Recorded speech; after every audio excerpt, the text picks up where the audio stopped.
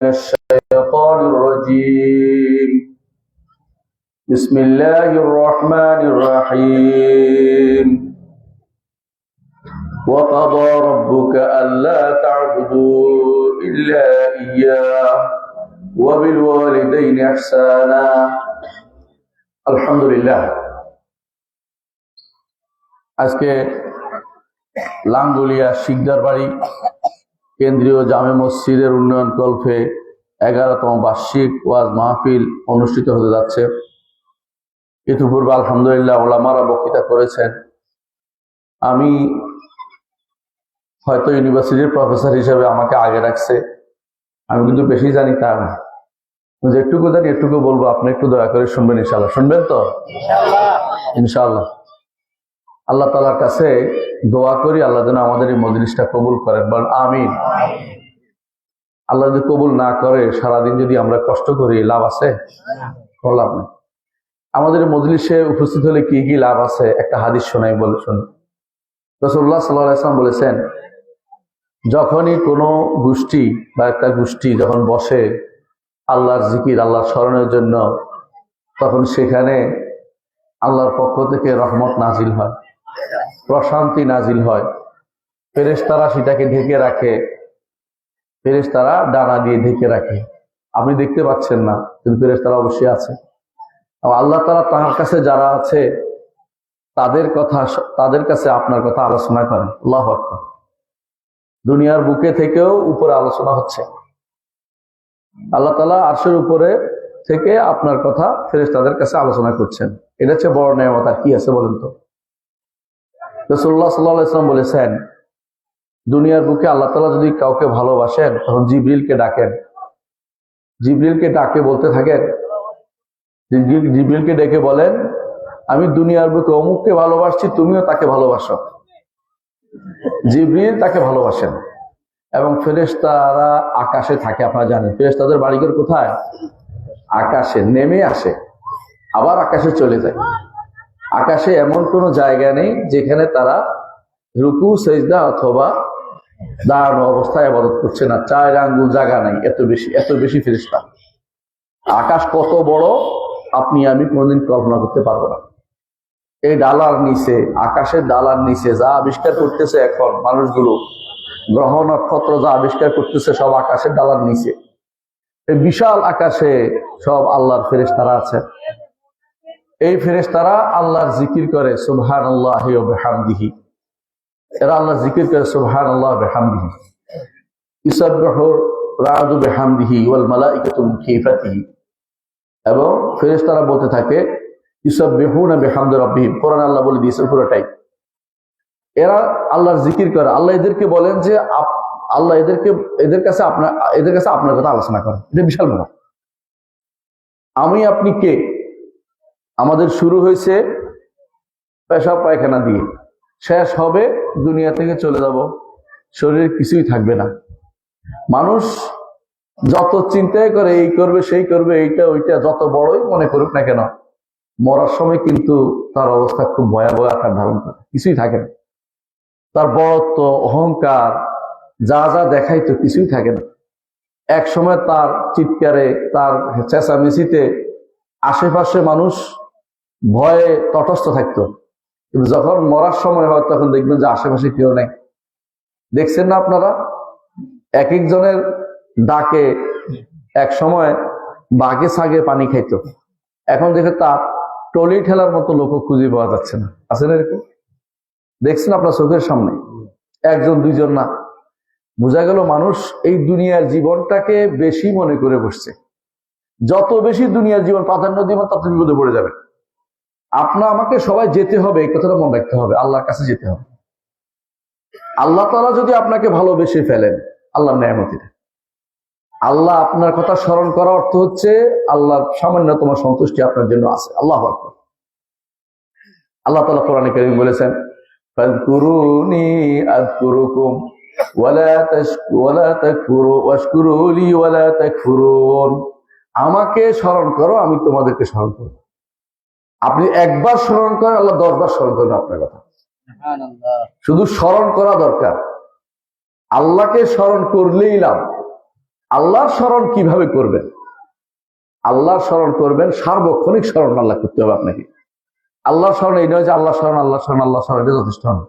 আল্লাহর স্মরণ হচ্ছে আপনার মুখে থাকবে সুবহানাল্লাহ, আলহামদুলিল্লাহ, লা ইলাহা ইল্লাল্লাহ, আল্লাহু আকবার, লা হাওলা ওয়ালা কুওয়াতা ইল্লা বিল্লাহ, আস্তাগফিরুল্লাহ, নবীর দুরূদ সাল্লাল্লাহু আলাইহি ওয়াসাল্লাম, আল্লাহুম্মা সাল্লি আলা মুহাম্মদ। এগুলি সবসময় মুখে থাকবে, অন্তরে থাকবে, সবসময় অন্তরের মধ্যে এগুলো জিকির থাকবে।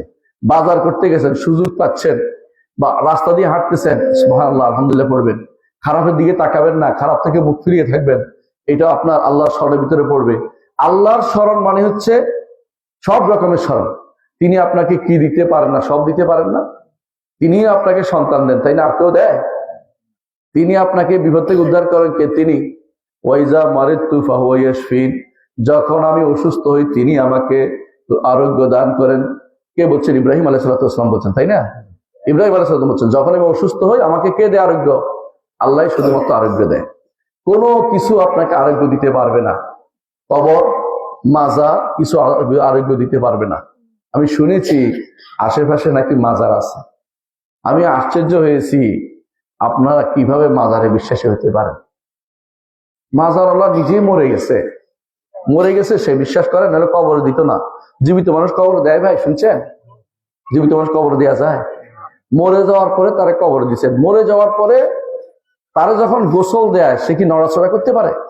তো মরার পরে কবর দেওয়ার পরে তো আরো পারে না কিছু করতে।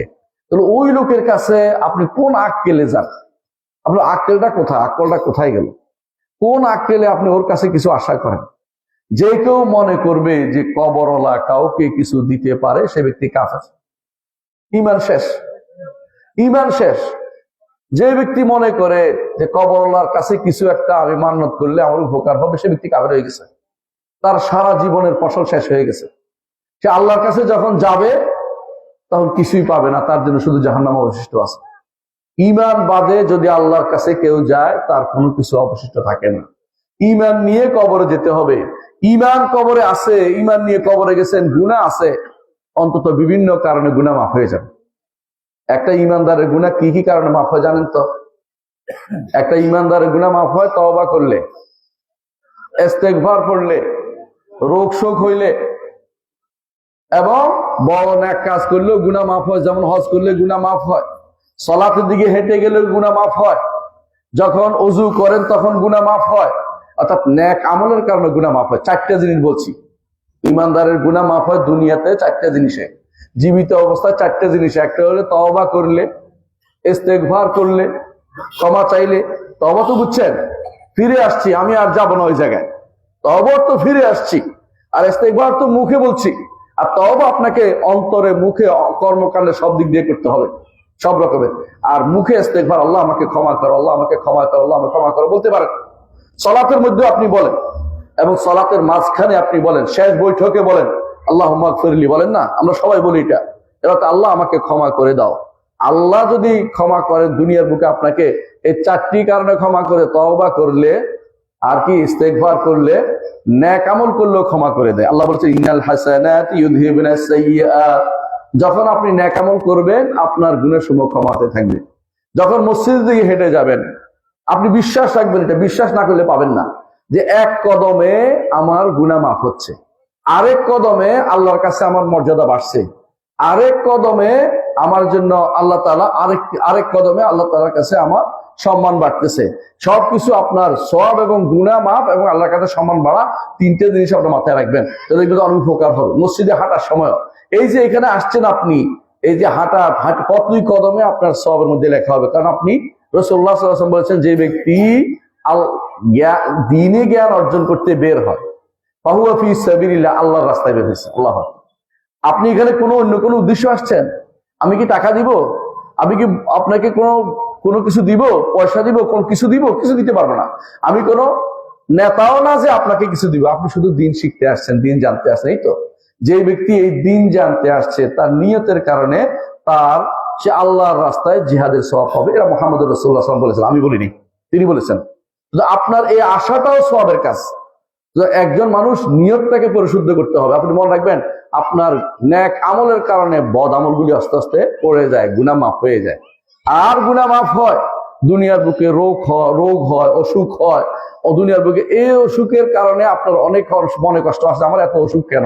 কিন্তু আপনি কি জানেন রাসূলুল্লাহ সাল্লাল্লাহু আলাইহি ওয়াসাল্লাম বলেছেন যে দুনিয়ার বুকে আল্লাহ তাআলা কাউকে কাউকে অসুখ দিয়ে একেবারে পরিচ্ছন্ন করে কবর নিয়ে যায়, আর কোনো গুনাহ নাই। ইমানদার হইলে তাকে এটা করে। আর কাফেরকে ছাড় দেয়, তার রোগ শোক কিছু হয় না, কারণ তার জন্য আখিরাতে কঠিন শাস্তি অপেক্ষা করছে। সেই জন্য প্রিয় ভাইরা, দুনিয়ার বুকে হয়তো আপনার গুনাহ মাফ হচ্ছে না কোনো কারণে, বড় গুনাহ করেছেন, এই চারটায় আপনার গুনাহ মাফ হয় নাই। কবরে যাচ্ছেন, মরে গেছেন, মরে যাওয়ার পরে যদি ফিরে আপনার জন্য 40 জন তাওহীদবাদী, যারা সত্যিকারের তাওহীদবাদী আছে, তাওহীদবাদী বুঝেন কিনা বুঝাবো আপনাদেরকে, এইরকম ব্যক্তি 40 জন যদি আপনার জন্য দোয়া করে, ক্ষমা চায়, তার ক্ষমা হয়ে যাবে।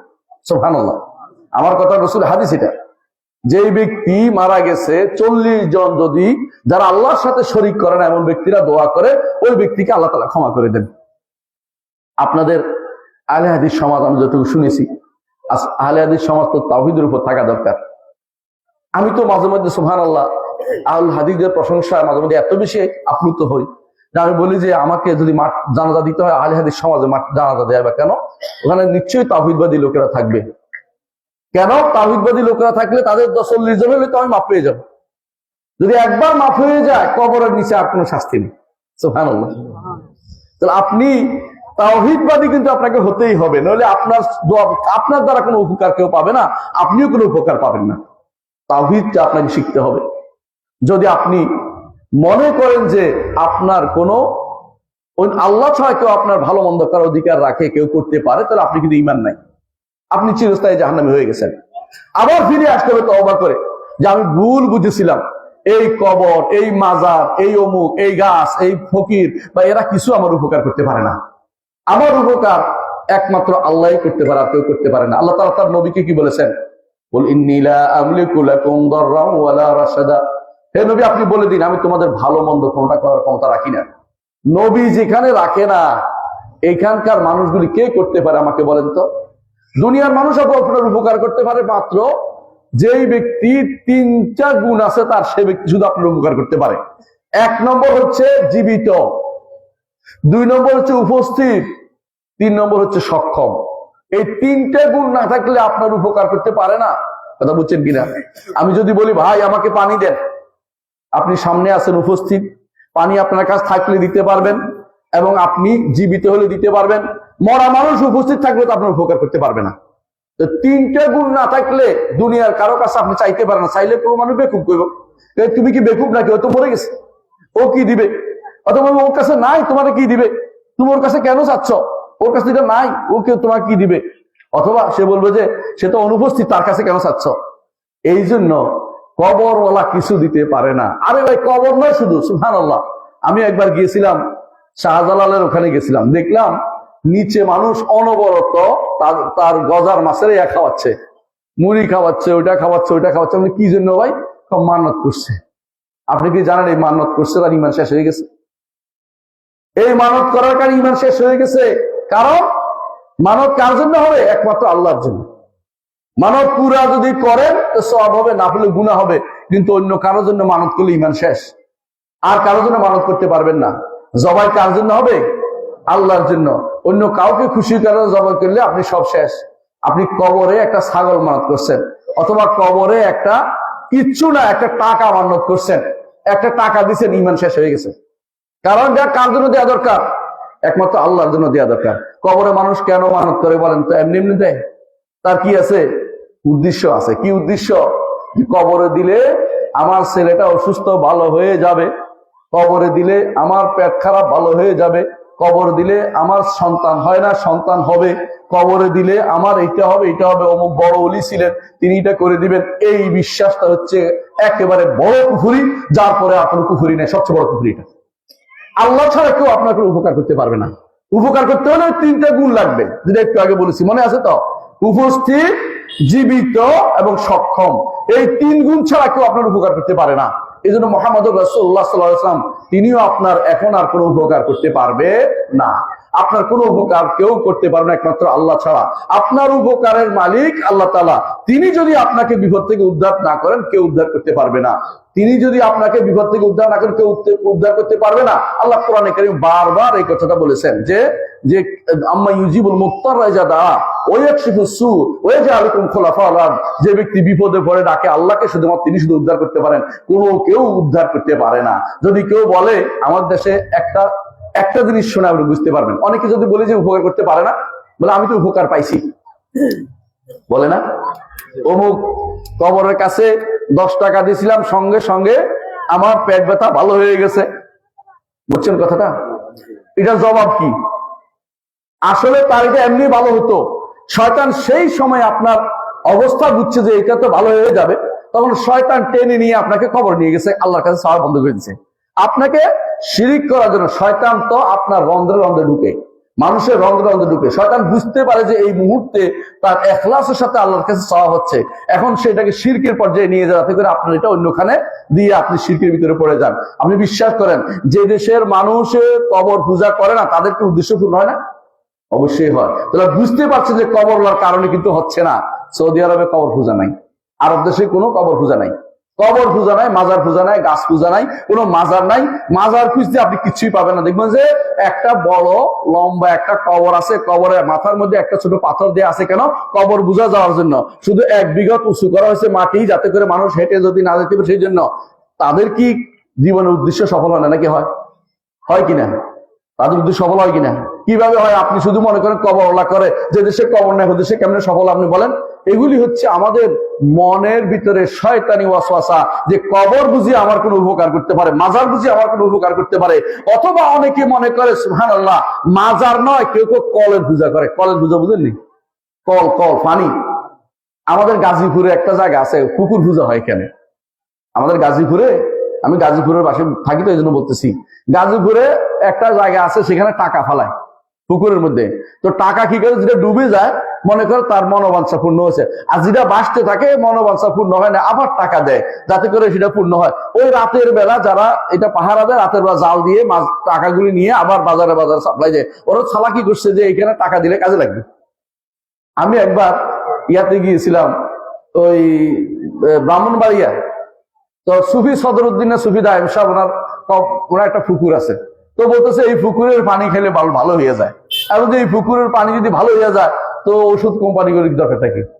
আমেরিকা এত কষ্ট করে ওষুধ বানাইছে কি জন্য? আমাদের এই সমস্ত ওষুধ কোম্পানি সব বাদ দিয়ে সবাই পুকুরের পানি খাওয়া শুরু করে দেন। তারা তাও রাজি আছে পুকুরের পানি খেয়ে ফেলবে। আমি একবার আমাদের ঝিনাইদহ, যেখানে আমি আব্দুল্লাহ জাহাঙ্গীর রহমতুল্লাহ ওখানে ট্রাস্টে আমি বসি 2 দিন, সেখানে শুনলাম কি ঘটনা, পত্রিকায় পরের দিন আসছে, এক বুড়ি গেছে পাশের বাড়িতে বেড়াইতে গেছে। বলে কি গো, কি হয়েছে? আজকে যে কলটা বসাইছে এখান থেকে পানি আনি খাওয়াইছিলাম, আমার পুত্রে ভালো হয়ে গেছে। বলে কি বলো? বলে হ, বুড়ি এটা তাড়াতাড়ি করে নিজেও যাইয়া পানি একটু নিয়ে তার স্বামীরে খাওয়াইছে, তো ভালো হয়ে গেছে। মানে কথা বুঝছে স্যার, বুঝছেন তো? বিকাল পর্যন্ত 10,000 নারী, আরো বেশি, তারা শুধু বালতি নিয়ে আর সব নিয়ে চলে আসছে, এখান থেকে সব পানি নিয়ে যাবে। শেষ পর্যন্ত উপজেলার পক্ষ থেকে পুলিশ বসাইছে যেন ঢুকতে না পারে। পুলিশের ব্যারিকেড ভাঙ্গিয়া সেখান থেকে মাটি সহ তুলে নিয়ে গেছে যে এইকে বোধহয় সিফাত। এগুলি সব হলো মহিলাদের কারণ। মহিলার কেমনে যে সিটিকে উঠতে পারে, বুঝছেন তো? প্রিয় ভাইরা, আপনি যদি মরে যান কার কাছে যাবেন? আল্লাহর কাছে, ঠিক না? আল্লাহর কাছে যদি ঈমান নিয়ে যেতে পারেন, আগে মরে গেলে তো সমস্যা নাই, সমস্যা আছে। ঈমান নিয়ে না যেতে পারে যদি কোনো 1000 বছর বাঁচার লাভ নাকি? কোন লাভ আছে? কোন লাভ নাই। আপনি যদি মনে করতেছেন, হে মা, আপনি মনে করতেছেন আপনার সন্তানকে শিরিক দিয়ে বাঁচাতে হবে, আপনি ভুল পথে আছেন। আপনার সন্তানকে শিরিক দিয়ে বাঁচানোর দরকার নেই। আপনার সন্তান যায় বাঁচার, আল্লাহ শুধুমাত্র তিনি শুধু আপনাকে সন্তানকে বাঁচাবে। আপনার সন্তান শিরিক দিয়ে বাঁচবেন, আপনাকে মাঝখানে শিরিক করাই দিল শয়তান আপনাকে। যতদিন বাঁচবে ততদিনই এইটার কারণে একটু হায়াত আপনার সন্তানে বাড়বে না। আপনি মনে করছেন যে 10টা টাকা দিলে বোধহয় বিপদ থেকে উদ্ধার হবে, তাই না? অনেকে এটা মনে করে। কি মনে করে? যখন কবর পাশ দিয়ে যায়, ড্রাইভার সাহেবকে বলে, ড্রাইভার সাহেব বলে, ও রেজিস্ট্রেন্ট না দোকানে রে, এই কবর হলে 10টা টাকা দিয়ে, তাই না? বলেন মাজারে 10টা টাকা দিয়ে, ওই ইমানটাই তখনই বিক্রি হয়ে গেছে। এটা দলিল শুনেন। রাসূলুল্লাহ সাল্লাল্লাহু আলাইহি ওয়াসাল্লাম বলেছেন, আপনারা যারা কিতাবুত তাওহীদ পড়ছেন তারা জানেন, রাসূলুল্লাহ সাল্লাল্লাহু আলাইহি ওয়াসাল্লাম বলেছেন, দুই ব্যক্তি যাচ্ছিল এক রাস্তা দিয়ে, তখন ওখানকে একটা মূর্তি ছিল। তো এরা বললো যে এখান থেকে যাইতে হলে মূর্তিরে তুমি কিছু একটা দিতে হইব, কিছু দিতে হইব, কিছু নাই, একদম আমি কিছু দিব না, আমি আল্লাহ ছাড়া কারোর জন্য মাথা নত করি না, এই কথা বলে সে চলে যাচ্ছে, ওরা মেরে ফেললো তাকে, সে জান্নাতে চলে গেল। হাদিসের কথা এইভাবে। আরেকজন যাওয়ার সময় মনে করলো বাঁচার দরকার, একটা কিছু করে বাঁচি, তো কি করলো, একটা ইয়াকে 2 ভাগ করে, মাসিকে ধরে 2 ভাগ করে, আর কিছু পাই নাই, মাসি দিছি বা কিছু একটা দিছি বলে চলে গেছে, সে ব্যক্তি জাহান্নামে গেল, কারণ সে শিরক করে ফেলছে। এই জন্য আপনি কি দিচ্ছেন বড় কথা নয়, আপনার অন্তরের ভিতরে যে ভক্তি কবরের প্রতি, মাজারের প্রতি আছে, এইটা আপনাকে জাহান্নামে যাওয়ার যথেষ্ট হয়ে যাবে। বুঝছেন কথাটা?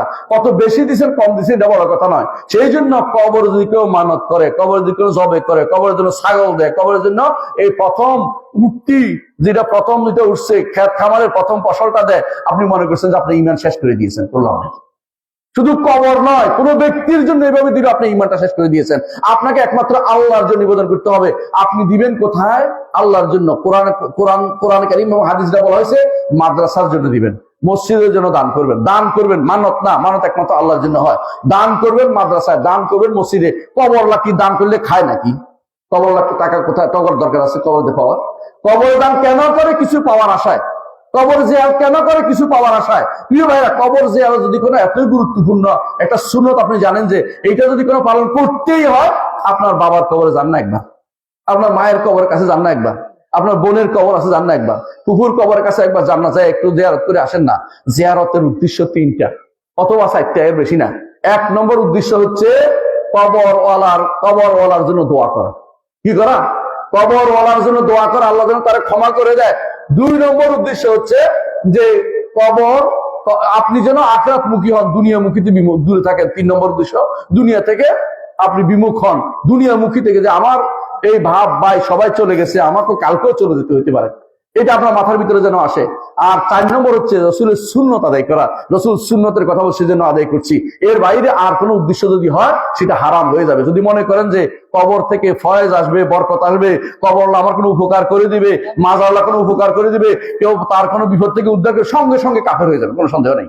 আচ্ছা, যারা শাহজালালের মাজারে যায় অথবা যারা শাহপরানের মাজারে যায়, ওরা কিন্তু শুধু ওই কবরের জন্য মাপ চাইতে যায় না ভাই। কারণ আপনি ভালো করে জানেন যে ওরা শুধু কিছু না কিছু পাওয়ার আশা করে যায়। যেই ব্যক্তি পাওয়ার আশা করে কবরের কাছে গেছে অথবা পাওয়ার আশা নিয়ে দূরে বসে আছে, তারা সবাই শিরিক করে বসে আছে, ঈমান হারা হয়ে বসে আছে। ঈমান হারা হলে আপনার জন্য কেউ দোয়া করবে না, আপনিও দোয়া করলে কেউ পাবে না। ঈমান হারা ব্যক্তির কোনো উপকার নাই, তার জন্য সব শেষ হয়ে গেছে। কথাকে বুঝাতে পারছি? ক্লিয়ার কিনা? আমি একটু আগে বলেছিলাম যে কথাটা, একজন মানুষ মরার পরেও উপকারে আসে, ঈমান নিয়ে গেছে কিন্তু গুনাহ খাতা আছে, তো তারে যদি 40 জন এমন লোকেরা তার জন্য দোয়া করে, যে কি দোয়া করে আপনি করেন না? আল্লাহুম্মা গফির লাহু ওয়ারহামহু ওয়াআফিহি ওয়াফু আনহু ওয়া আকরিম নুজুলাহু ওয়াসসির মুদখালাহু ওয়াগসিলহু বিল মাই ওয়াস-সালজি ওয়াল বারাদ ওয়া নাক্কিহি মিনাদ দুনুবি ওয়াল খাতায়া কামা নাক্কাইতা তাওবাল আবিদ মিনাদ দানাস। দোয়া করেন এগুলি? অথবা আপনি মুখে বলেন, আরবি না পারলে বাংলা বলেন, আল্লাহ মাফ করে দাও, মাফ করে দাও। 40 জন মানুষ যদি কোনো, তারা তাওহীদবাদী, শিরিক করে না, তারা দোয়া করলে আল্লাহ তারা ক্ষমা করে দেন। কত বিরাট সুবিধা দিচ্ছেন। তো এটা কমিউনিটি বেসড। আপনি একটা আহলে হাদিস কমিউনিটির মানুষ, আপনাকে দোয়া করা দরকার। আপনার জন্য মানুষ আকৃষ্ট হবে যে আমি ওই জায়গায় যেন আমার জানাজাটা হয়। কারণ অনেকে ওসিয়ত করে যে আমার জানাজাটা অমুক মাদ্রাসায় হয়, কারণ সেটা তারা সহি আকীদার মানুষ, তারা সহি আকীদার মানুষ, তারা শিরিক করে না, বেদাত করে না, গুনাহ করে না। গুনাহ করে কিন্তু শিরিক বেদাত করে না। ওদের কাছে আপনি পৌঁছায় দেন, ওরা আমার জানাজাটা পড়ুক। কারণ 40 জন যদি পাওয়া যায়, যদি 500 জনের 40 জনও পাওয়া যায়, আপনার কিন্তু ক্ষমা হয়ে গেল, আলহামদুলিল্লাহ। আর একবার ক্ষমা হয়ে গেলে কবরে গেলে আর কোনো সমস্যা নেই, আর প্রশ্ন উত্তর আপনি অটোমেটিকলি জবাব দিতে পারতেছেন, এবং কিয়ামত পর্যন্ত, কিয়ামতের পর জান্নাত যেতে আপনার কোনো অসুবিধা হচ্ছে না। কিন্তু ঈমান নিয়ে কবরে যেতে হবে, ঈমান নিয়ে কবরে যেতে হবে। ঈমান নিয়ে কবরে গেলে আরেকটা সুবিধা আছে, সেটা কি? কবরে দিয়ে দিছে, তখনও আপনার জন্য যদি কোনো বাইরের লোকেরা দোয়া করে, কি দোয়া করি আমরা? কবর মাটি দেওয়ার পরে কি দোয়া করি? আল্লাহুম্মা সাব্বিতহু, আল্লাহুম্মা সাব্বিতহু, আল্লাহুম্মা সাব্বিতহু। আল্লাহ তাকে সাবেত কদম রাখো, প্রশ্ন উত্তর দেওয়ার তৌফিক দাও, আল্লাহ তাকে প্রশ্ন উত্তর দেওয়ার তৌফিক দাও। এটা সুন্নাত। কবর দেওয়ার পর এটা বলা ব্যক্তিগতভাবে, আবার সবাই মিলে মুনাজাত করার কথা বলছি না, মানে ব্যক্তিগতভাবে সবাই মিলে এই দোয়া করাটা সুন্নত। রাসূলুল্লাহ সাল্লাল্লাহু আলাইহি ওয়াসাল্লাম করতে বলেছেন আমাদেরকে, যে দাউ লাহু বিত-তাসবিহ, এর জন্য কবরের ভিতরে দোয়া করা, কবরের তার প্রশ্ন উত্তর দেওয়ার তৌফিক দাও, আল্লাহর কাছে এই দোয়া করো। এই আল্লাহ তাআলা তখন এই ওয়াদা আল্লাহ বলে দিয়েছেন, ইউসাব্বিতুল্লাহু আল্লাযীনা আমানু বিল কাউলি সাবিতি ফিল হায়াতিদ দুনিয়া ওয়া ফিল আখিরাহ ওয়া ইউদিল্লুল্লাহু যালিমিন। যারা জালেম, ফাসিক, কাফের, ওদেরকে আল্লাহ তাআলা পথভ্রষ্ট করেন, কিন্তু যারা ঈমানদার তাদেরকে আল্লাহ তাআলা দুনিয়ার বুকেও ঠিক রাখেন, কবরে গেলেও আল্লাহ তাআলা প্রশ্ন উত্তর দেওয়ার তৌফিক দান করেন। আপনি প্রশ্ন উত্তর মুখস্থ করে দিতে পারবেন? রেকর্ড বাজাই দিলে। আমাদের দেশে দেখেছি কোন জায়গাতে, আমি এক জায়গায় দেখেছি, এরা কি করে কবর উপর থেকে শিখিয়ে দেয়। শুনছেন এই ঘটনা?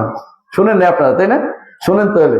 উপরে একজন বসে থাকে, হুজুর বসে বলতে থাকে, ওই অমুক মিয়া, তুমি তো দুনিয়ার বুকে আল্লাহকে আল্লাহকে রব মানতে, মোহাম্মদকে নবী মানতে, ইসলামকে দিন মানতে, এখন তাহলে উত্তরটা দাও। মানে উপর থেকে শিখিয়ে দিচ্ছে, মানে প্রশ্ন আউট করতে, প্রশ্ন কি নকল সাপ্লাই দিতেছে উপর থেকে। মানে এটার জন্য একটা বড় কাম হয়েছে। আরেকজন শুনছি ওয়াজের মধ্যে বলতেছে, আমি কানে শুনছি নিজে, বলতেছে যদি কোনো ওখানে প্রশ্ন উত্তর নিতে আসে তাহলে কি করতে হবে আপনাকে? আল্লাহ বলতে থাকতে হবে, যাতে করে উত্তর আপনাকে প্রশ্ন করতে না পারে, অনবরত আল্লাহ আল্লাহ করতে থাকবেন। কত শয়তানে যে শিক্ষা দিচ্ছে। আরেকজন বলতেছে আপনার জন্য হুজুর পিসাব চলে আসবে, আসে তিনি আপনার জবাবটা দিয়ে দিবে। মানে কত যে প্রক্সি দিচ্ছে। আবার আমি হুজুর আবার প্রক্সি দিচ্ছে। প্রক্সি দিতে পারবে না ভাই। আপনার প্রশ্ন উত্তর আপনাকে দিতে হবে, আল্লাহকে রব মানতে হবে, আল্লাহকে রব মানতে হবে। রব মানার অর্থ হচ্ছে তিনটি জিনিস মুখস্থ রাখবেন। এক নম্বর হচ্ছে আল্লাহ আমার স্রষ্টা, দুই নম্বর হচ্ছে আল্লাহ আমার মালিক, তিন নম্বর হচ্ছে আল্লাহ আমার দুনিয়ার সমস্ত কাজ, আখিরাতের সমস্ত কাজ তিনি শুধু সম্পাদন করে দিবেন। দুনিয়ার কেউ ইচ্ছা করলো, আল্লাহ ইচ্ছা না করলে সেটা কোনো সম্পূর্ণ হবে না। আপনি সারাদিন যদি কোনো আপনার ওই যে নেতার কাছে দৌড়ান যে আমার ছেলের চাকরি, আমার ছেলের চাকরি, আমার এটা করেন, আমার এটা করেন, দেখবেন যে এটা হয় নাই। আল্লাহর কাছে কায়মন হবে কে রাতের অন্ধকারে কেঁদে ফেলেন, দেখবেন যে ওটা একটা খুঁজে এসে আপনার বলতেছে তোমার ছেলে একটা চাকরি দিব, ছেলেটা দাও। ব্যবস্থা কে করে দিছে? আল্লাহ। আল্লাহ ছাড়া কেউ এটা করতে পারবে না। আপনি যত আশা করেন মানুষের কাছে, আশা হত হবে, ওই আশা কাজে লাগবে না। হ্যাঁ, কাফের আশা আল্লাহ দুনিয়াতে ঘুরাই দেয় কেন? এটা আখিরাতে কোনো প্রাপ্তি নেই, দুনিয়াতে যা ইচ্ছা তা দেয়। ঈমানদারকে আল্লাহ তাআলা পরীক্ষা করে দেখেন আল্লাহর কাছে ফিরে আসে কিনা, আল্লাহর কাছে ফিরে আসে কিনা। আমি একটা ঘটনা বলি শুনুন। মসজিদে নবীতে একদিন বসে আছি, এমন সময় একজন আসছে আমার কাছে আরবি শিখতে। তো বললাম যে আপনি জহির ভাই আপনি কি করেন? বলে বাংলাদেশে আমি একটা ভালো চাকরি করতাম, পুলিশের ছিল, ডিবি অফিসে চাকরি করতো। তো বলতেছে আমি আমার পরিবার চালাইতে পারি না, আমার যে আছে পাহারাদার আছে, সে মাশাআল্লাহ বিশাল বাড়িঘর করে ফেলছে, সেই আগে আমি চাকরির চাইতে চলে আসছি, এই দেশে থাকি।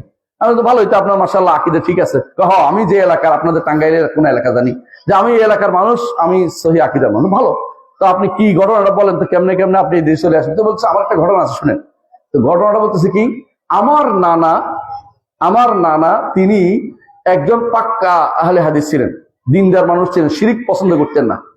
তো তিনি যখন প্রথম আমার যখন মামা প্রথম মামা যখন জন্ম নেয়, তখন তিনি সফর করতেন, বেশি বেশি ব্যবসা করতেন।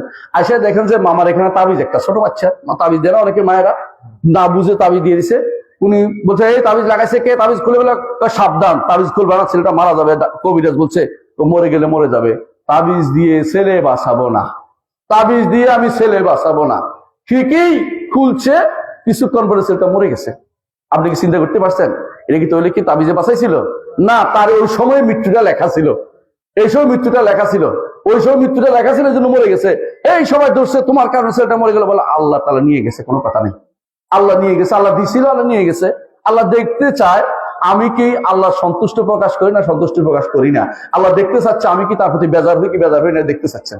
তিনি বলতেছেন যে এইভাবে একে একে 7টা সন্তান তার মারা যায়, ছেলে হয়েছে 7টাই মরে গেছে, কোনোটাই তিনি তাবিজ দিতে জানা। যখনই তাবিজ দিচ্ছেন তখনই কেটে দিচ্ছেন।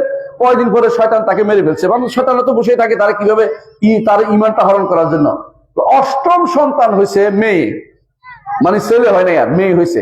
এরপরে আমার মা আর তাবিজ লাগায় নাই, রাগ করেন তাবিজ দিব না, তারা তোর বাপ তো কেটেই ফেলবে, এর চেয়ে এমনি থাকুক। তো আমার মা জীবিত ছিলেন, শেষ পর্যন্ত মরেন নাই। আমি সেই মায়ের সন্তান, আমি তাবিজ বাদে বেঁচে গেছি, এই জন্য আমরা তাবিজে বিশ্বাস করি না। আমি তখন বুঝছি মাশাআল্লাহ, সত্য ইমানদার না হলে এই ব্যক্তি এই কাজ করে নাই। ইমান যে তাবিজ দিয়ে বাঁচাইতে হইব না, পৃথিবীর অনেক দেশে তাবিজ দিয়ে মানুষ বাঁচে না। আপনার সন্তান তাবিজ দিয়ে বাঁচতে হইবে কেন? শিরিক দিয়ে বাঁচতে হইবে কেন? আপনার সাথে ইমান উপর টিকে থাকতে হবে। আপনার ভালো মন্দ মালিক কে? একমাত্র আল্লাহ ব্যতীত কেউ আপনার ভালো মন্দ কিছুই করতে পারে না। আপনার বিপদ হলে তিনি শুধু উদ্ধার করবেন, তিনি শুধু উদ্ধার করবেন। ওয়াইজা মারিতু ফাহু ইয়াশফিন, যখন অসুস্থ হয় তিনি শুধুমাত্র আমার সুস্থতা দান করেন। আল্লাযী হুয়া ইউতঈমুনি ওয়া ইয়াসকিন, যিনি আমাকে খাবার ও পানি তিনি দেন, আর কেউ দেয় না, আর কেউ দেয় না। আমাকে খাবারের ব্যবস্থা কে করেন? আল্লাহ করেন। আচ্ছা, মানুষেরা শুধুমাত্র এই কবর টবর দেখেছি, ঠিক না?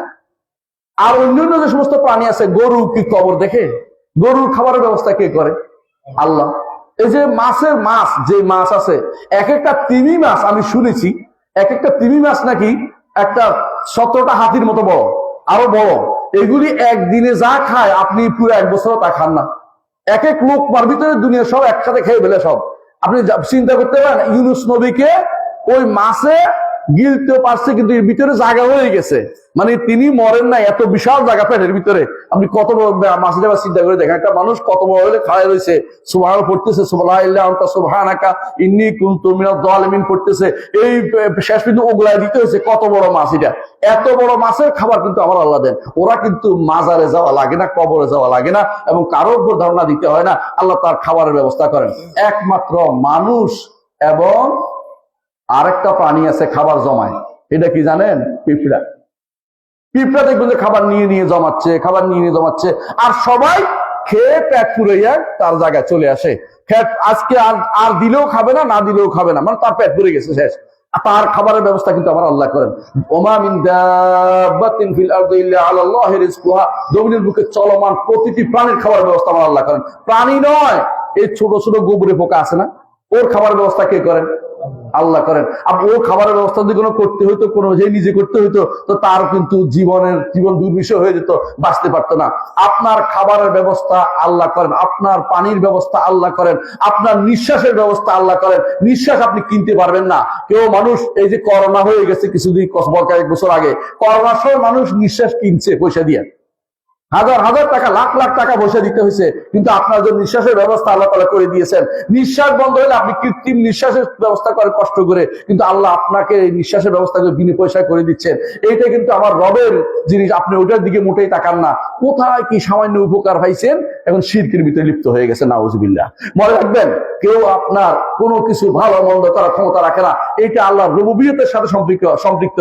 আল্লাহকে রব মানলে 3টে জিনিস মানতে হবে বলছে। একটা কি?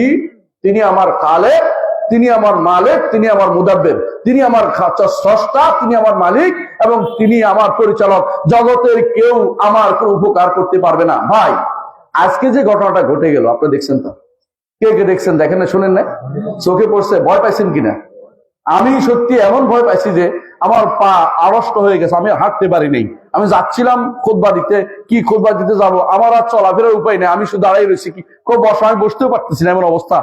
ভয় কাকে বলে? আড়ষ্ট হয়ে যাওয়ার ভয়। এটা কি কোনো কবরওয়ালা বাঁচাইতে পারবে? কোনো মাজারওয়ালা বাঁচাইতে পারবে? কেউ কিছু করতে পারবে? এই যে যখন এরকম করতেছে, মনে হয় ডুলতেছে, এত জোরে কাজগুলি শব্দ করছে, মনে হয় যেন কত জোরে শব্দ, এত জোরে বাড়ি দিছে পৃথিবীর নিচ দিয়া, আপনি চিন্তা করতে পারবেন না কত শক্তিশালী বোমার মতো তার নিচে দিয়া বাড়ি দিছে, পৃথিবীর নিচ দিয়া। এইটা তো পৃথিবীটা পুরোটা কেঁপে উঠছে, তারপর নড়তেছে। যদি আর 10 মিনিট না 2 মিনিট নড়তো, কি হইতো চিন্তা করেন তো? কিছু পাইতেন না খুঁজা। 2 মিনিট যদি একটা নড়তো, প্রথম নড়ার একটু হয়, দ্বিতীয় নড়ে কিন্তু ভেঙে যায়। আমরা জানেন যে পৃথিবী সবকিছু ভাঙার জন্য এরকম যথেষ্ট, ভেঙে চূর্ণ হয়ে যেত। কোনো কবরওয়ালা কিছু করতে পারবে না, মাজারওয়ালা কিছু করতে পারবে না, একমাত্র আমার রবে আপনাকে বাঁচিয়েছে। এই জন্য সলফে সালিহিন বলতেন যে মাঝে মধ্যে জিলজাল যেটা আসে, এই যে ভূমিকম্প আসে, এটা শুধুমাত্র একটা জিনিস আপনাকে স্মরণ করে দিয়েছে, কি? আমার রবের ক্ষমতার সামনে কারো দাঁড়ানোর ক্ষমতা নাই। আমার রবের ক্ষমতার সামনে আপনি খুবই দুর্বল, দুনিয়ার মানুষ সবচেয়ে বেশি দুর্বল। আল্লাহ বলছেন, খুলিকাল ইনসানু দাঈফা, মানুষকে দুর্বল করে সৃষ্টি করা হয়েছে। কেমন দুর্বল? দুনিয়াতে আসার সময় আপনি দুর্বল না? মা যদি কোনো দুধ খুলে না দেয়, আপনি কিন্তু দুধও খেতে পারেন না, নড়তেও পারেন না। আপনাকে ধীরে ধীরে মা কষ্ট করে 2 বছর 2.5 বছর পর্যন্ত পরিচ্ছন্ন করে বড় করে তোলে, তারপর ছেড়ে দেয় যে আবার আমার ছেলে এখন হয়েছে। কিন্তু আপনার মতো গরুর বাচ্চা এত শক্তিশালী, কিন্তু 1 দিন 2 দিনের পরে গরুর বাচ্চা হাঁটা শুরু করে দেয়, এমনকি প্রথম দিনে হাঁটে, প্রথম দিনে দৌড়ায়, দেখছেন না? সারাদিনে দৌড়াতে পারে, কিন্তু আপনার কতদিন আপনাকে লালন পালন করতে হয়। ওইটা পরিচ্ছন্ন করার জন্য কেউ লাগে না, ওইটা অটোমেটিক পরিচ্ছন্ন, আল্লাহ তাআলা তার সুযোগ দিয়ে দিছে। কিন্তু আপনার জন্য আপনি বেশি দুর্বল। তারপরেও যে ব্যক্তি ওলি আল্লাহ করে যার পিছনে দৌড়াচ্ছেন, ওইটা কি মানুষ না? নাকি গরুর বাচ্চা? ওটা মানুষ, ওটা আরো দুর্বল। ওটা মরে যাওয়ার পরে আরো দুর্বলতা পাইছে, এটা আপনাদের চেয়ে শক্তিশালী হবে না। দুর্ভাগ্যবশত কবর পূজারী, মাজার পূজারী যেগুলি আছে, ওরা মনে করে মরার পরে নাকি তাদের ক্ষমতা বেড়ে যায়। নাউজুবিল্লাহ। মরার পরে ক্ষমতা কেমনি বাড়বে? তো বিপদে আছে। আবু হানিফা রাহমাতুল্লাহ আলাইহি বলেছেন একটি কথা গুরুত্বপূর্ণ, যে বাহরুল রায়ত কিতাবে উল্লেখ আছে, তাদের হানাফিদের কিতাবে উল্লেখ আছে। কি উল্লেখ আছে? যে জীবন বলছে মানুষের কাছে মানুষ কিছু, মরা মানুষের কাছে কিছু চাওয়ার উদাহরণ হচ্ছে ডুবন্ত মানুষ আরেক ডুবন্ত মানুষকে বলে আমারে বাঁচাও, আমারে বাঁচাও। দুটোই ডুবন্ত, এও ডুবছে এও ডুবছে, এখন এটা আমারে বাঁচাও। মানুষ মানুষকে উদ্ধার করতে পারে না। জীবিত, উপস্থিত এবং ক্ষমতা, তিন জিনিস না থাকলে কোনো মানুষ কাউকে উদ্ধার করতে পারে না। আপনাকে উদ্ধার কে করতে পারবে? আল্লাহ ছাড়া কেউ আপনাকে উদ্ধার করতে পারবে না। একমাত্র আল্লাহ ছাড়া, আল্লাহর ভরসা রাখলে আল্লাহ আপনাকে উদ্ধার করবে। একটা ঘটনা বলি, মুহাম্মদ রাসূলুল্লাহ সাল্লাল্লাহু আলাইহি ওয়াসাল্লাম তিনি একদিন আসছিলেন, কোন এক যুদ্ধ থেকে ফিরে আসছিলেন। এক জায়গায় তিনি একটু অবস্থান নিয়েছেন যে শান্তিতে ঘুমাবেন। তো সবাই দূরে দূরে দূরে দূরে চলে গেছে, কারণ গাছ আছে অনেক, তো গাছের ছায়াতে ঘুমাইতে ভালো। কারণ তখন তো দিনে এসি ছিল না ভাই, ফ্যানও ছিল না, তো গাছের ছায়ার নিচে ঘুমাই গেছে এক একদম দূরে দূরে যাইয়া। এমন সময় এক বেদুইন রাসূলকে খেয়াল করেছে ধরার জন্য, জানেন তো আমার নবীকে আক্রমণ করার জন্য সে খেয়াল করছে। সে আসছে, আল্লাহ তাআলা কিন্তু আমার নবীকে আগে বলে দিয়েছে আল্লাহু ইয়াসুমুকা মিনান নাস, আল্লাহ তাআলা আপনাকে মানুষ থেকে হেফাজত করবে, আপনাকে কেউ কোনোদিন কি করতে পারবে না, হত্যা করতে পারবে না। আল্লাহ তাআলা তাকে এটা সিউরিটি দিয়ে দিয়েছে। রাসূলুল্লাহ সাল্লাল্লাহু আলাইহি ওয়াসাল্লাম নির্বিঘ্নে যায় গাছের নিচে ঘুমিয়ে গেছেন। হঠাৎ করে তিনি ঘুম থেকে উঠে দেখেন যে এক বেটা তরবারি নিয়ে দাঁড়িয়ে আছে। কি জন্য? কে তোমাকে রক্ষা করবে? আমার নবী তো নির্বিঘ্ন মনে বলতেছে আল্লাহ। বেটা তরবারি হাত থেকে পড়ে গেছে, বেটা তরবারি হাতে, বুখারী হাদিস বলতেছি, বুখারী মুসলিম হাদিস, হাত থেকে তরবারি পড়ে গেছে।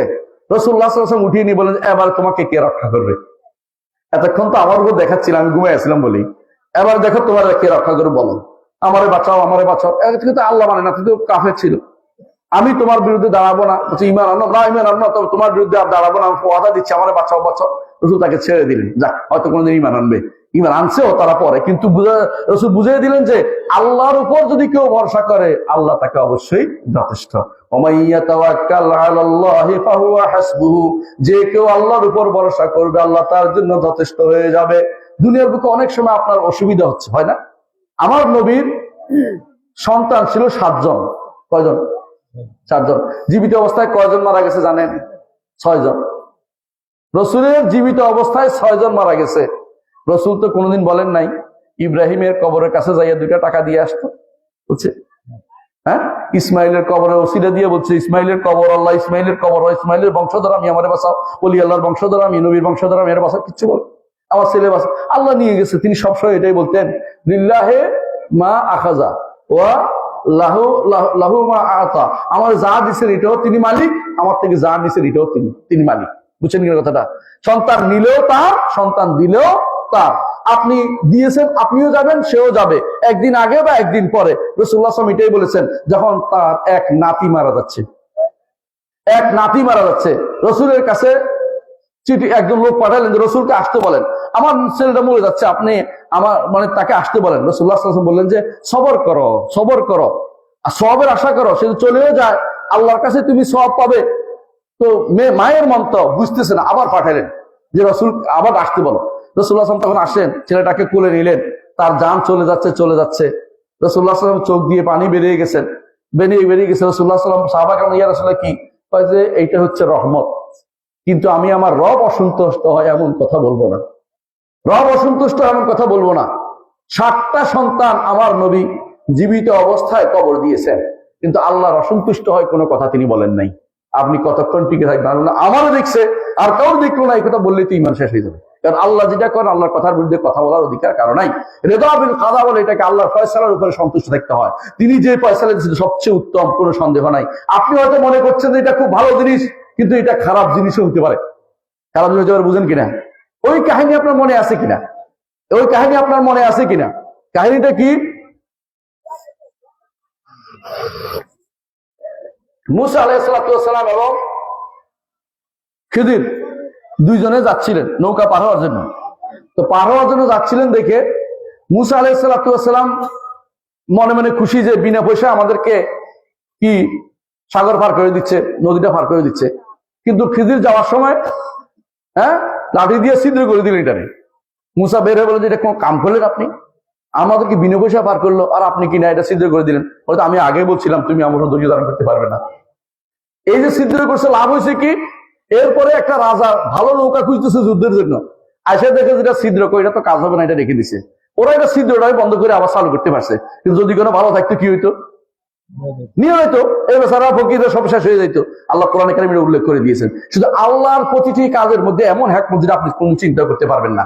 আল্লাহ দুনিয়ার বুকে মানুষকে কখনো কোনো অভাবে রাখেন। কেন অভাবে রাখেন? আল্লাহ বলে দিয়েছেন, কাল্লা ইন্নাল ইনসানা লায়াতগা মানুষ যখন দেখে যে ধনী হয়ে গেছে তখন অহংকারে ফেটে পড়ে। আপনি দেখবেন বেশিরভাগ মানুষ ধনী হইলে অহংকার করে। কেমন অহংকার করে? তখন মানুষদেরকে যাচ্ছে তাই বলতে আরম্ভ করে, ওই ছোট লোকের বাচ্চা, ওই অমুক, ওই আবুল্লা, ওই কাবুল্লা, মানে এমন সব নাম উল্টা পাল্টা কথাবার্তা বলতে থাকে। কিন্তু ধনী গরিব মানুষ কিন্তু এগুলি বলে না। পরস্পরের মধ্যে ভালোবাসা তাদের বেশি থাকে। ধনী মানুষের ভিতরে অহংকার চলে আসে। এই জন্য আল্লাহ তাআলা কোনো মানুষকে যখন ধনী করেন না, আফসোস করার কিছু নেই। আল্লাহ তাআলা বুঝে, আল্লাহ তাআলা ভালো করে জানেন যে এই ব্যক্তিকে আমি এই রহমত যদি দিতে চাই তাকে ধনী করবো না, তাকে এইভাবে রাখবো যাতে করে আখিরাত তার জন্য আমি থাকে। কারণ দুনিয়াতে অহংকারী হয়ে গেলে তার ইমান আমাল সব শেষ করে ফেলবে, এই লোক উল্টা পাল্টা কাজ করতে থাকবে। এমনকি অনেক মানুষ আছে যাদের আপনারা এই এলাকার জমিদার বাড়ি আছে, আমি জানি কাছে আমি জানি জমিদার বাড়ির লোকেরা আজ কোথায় আছে? কিছু নাই, গুগুসরে বুঝছেন তো, মানে কেউ নাই। কারণ তারা একসময় মানুষের উপর জুলুম করেছে, কোনো সন্দেহ নাই। আমি ভালো করে জানি তারা কেমন জুলুম করতো। তাদের আশেপাশে কেউ চলতে পারতো না, জুতা খুলে হাঁটতে হইতো তাদের বাড়ির সামনে দিয়ে। এরকম কাজ করেছে তারা। বিশেষ করে মুসলিমদের সাথে তারা খুব খারাপ ব্যবহার করতো, তাদের উপর খুব চড়াও অন্যায় করেছে, প্রচন্ড অন্যায় করেছে। আপনারা জানেন সেটা। আমি জানি এক এলাকা, আমি থাকি কুষ্টিয়াতে, সেখানে যে আপনাদের যে কবি নিয়ে খুব গর্ব করেন, সে বেটা যে কি করতো এলাকার মানুষের মুখে মুখে আছে, এখনো কেউ ভুলে নাই। এই কবি অপকর্ম শেষ করতো। এমনকি সেই কবি মুসলিমদের ঘর থেকে জিনিসপত্র পর্যন্ত সেটা করে নিয়ে আসতো, মানুষদেরকে তার বাড়ির সামনে দাঁড় বসায় রাখতো, এরকম অপকর্মগুলি করতো। আল্লাহ তাআলা তাদেরকে সব কিছু নিঃশেষ করে দিয়েছেন।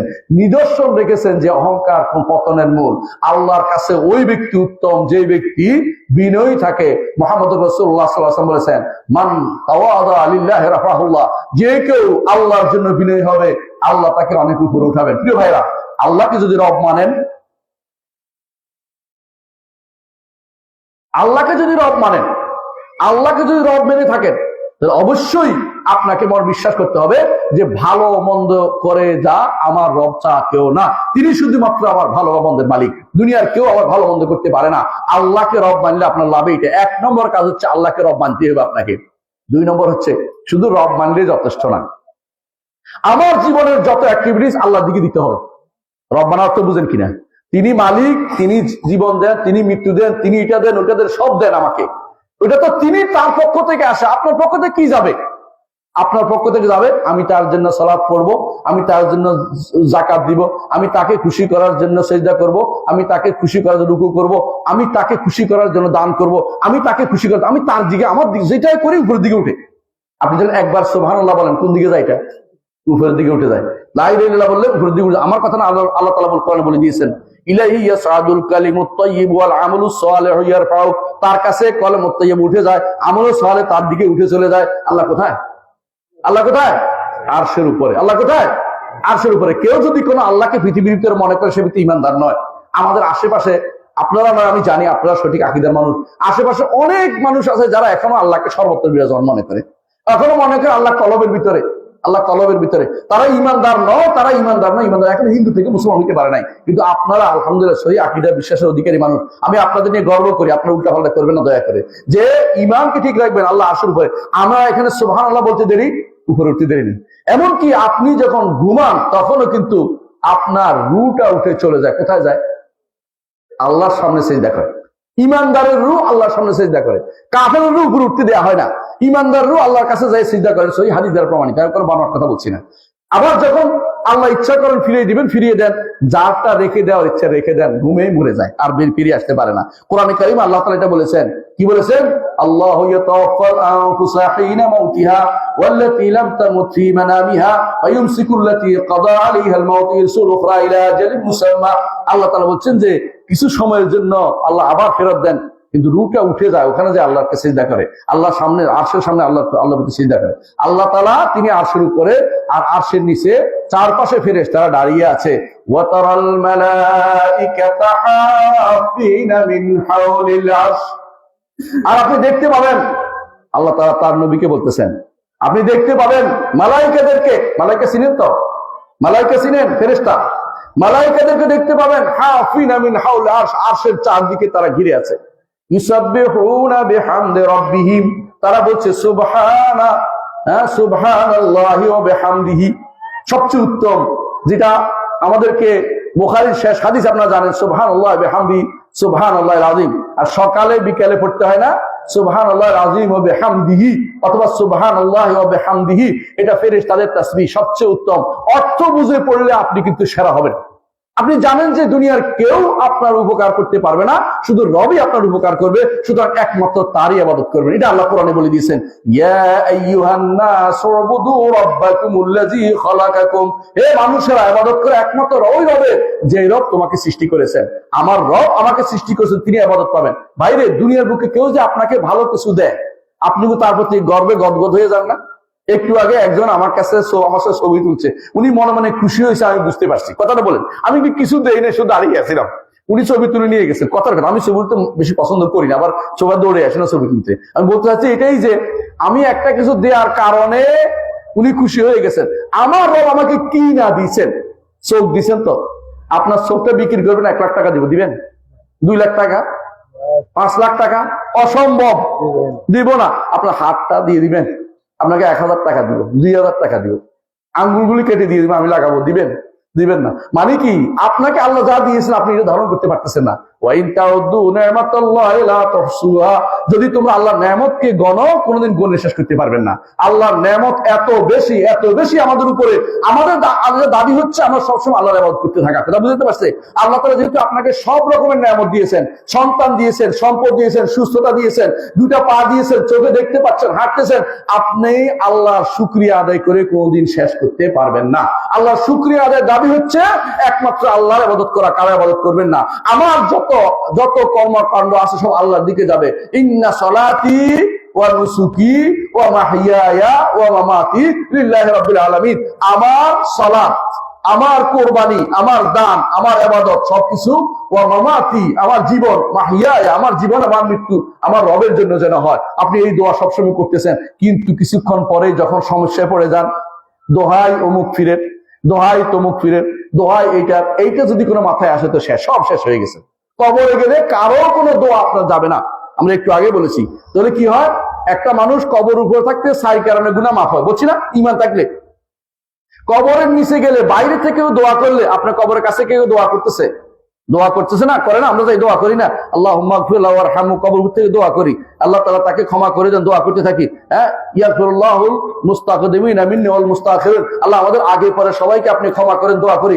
এই ভিতরে আপনার গুনাহ কিন্তু ক্ষমা হয়ে গেছে। ঈমান থাকলে কবরে গেলেও গুনাহ মাফ হয়। দেখছেন তো উপকারটা? দেখছেন তো, দোয়ার কারণে কবরে গেলেও আপনার গুনাহ মাফ হয়। আর আপনার যদি নেক সন্তান থাকে তো কথাই নাই। যত নেক সন্তান থাকবে তত বেশি আপনার কবরে জমা হতে থাকবে। নেক সন্তান কেমনে হয় বুঝুন তো? যদি কোনো আলেমে দ্বীন হয় নেক সন্তান, সালাত আদায়কারী হয় নেক সন্তান, বুঝছেন তো?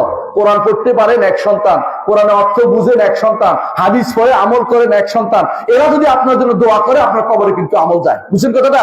এই দোয়া আপনার কবরে যাবে, আপনি উপকার পাবেন। তবে শর্ত হচ্ছে ঈমান নিয়ে কবরে যেতে হবে।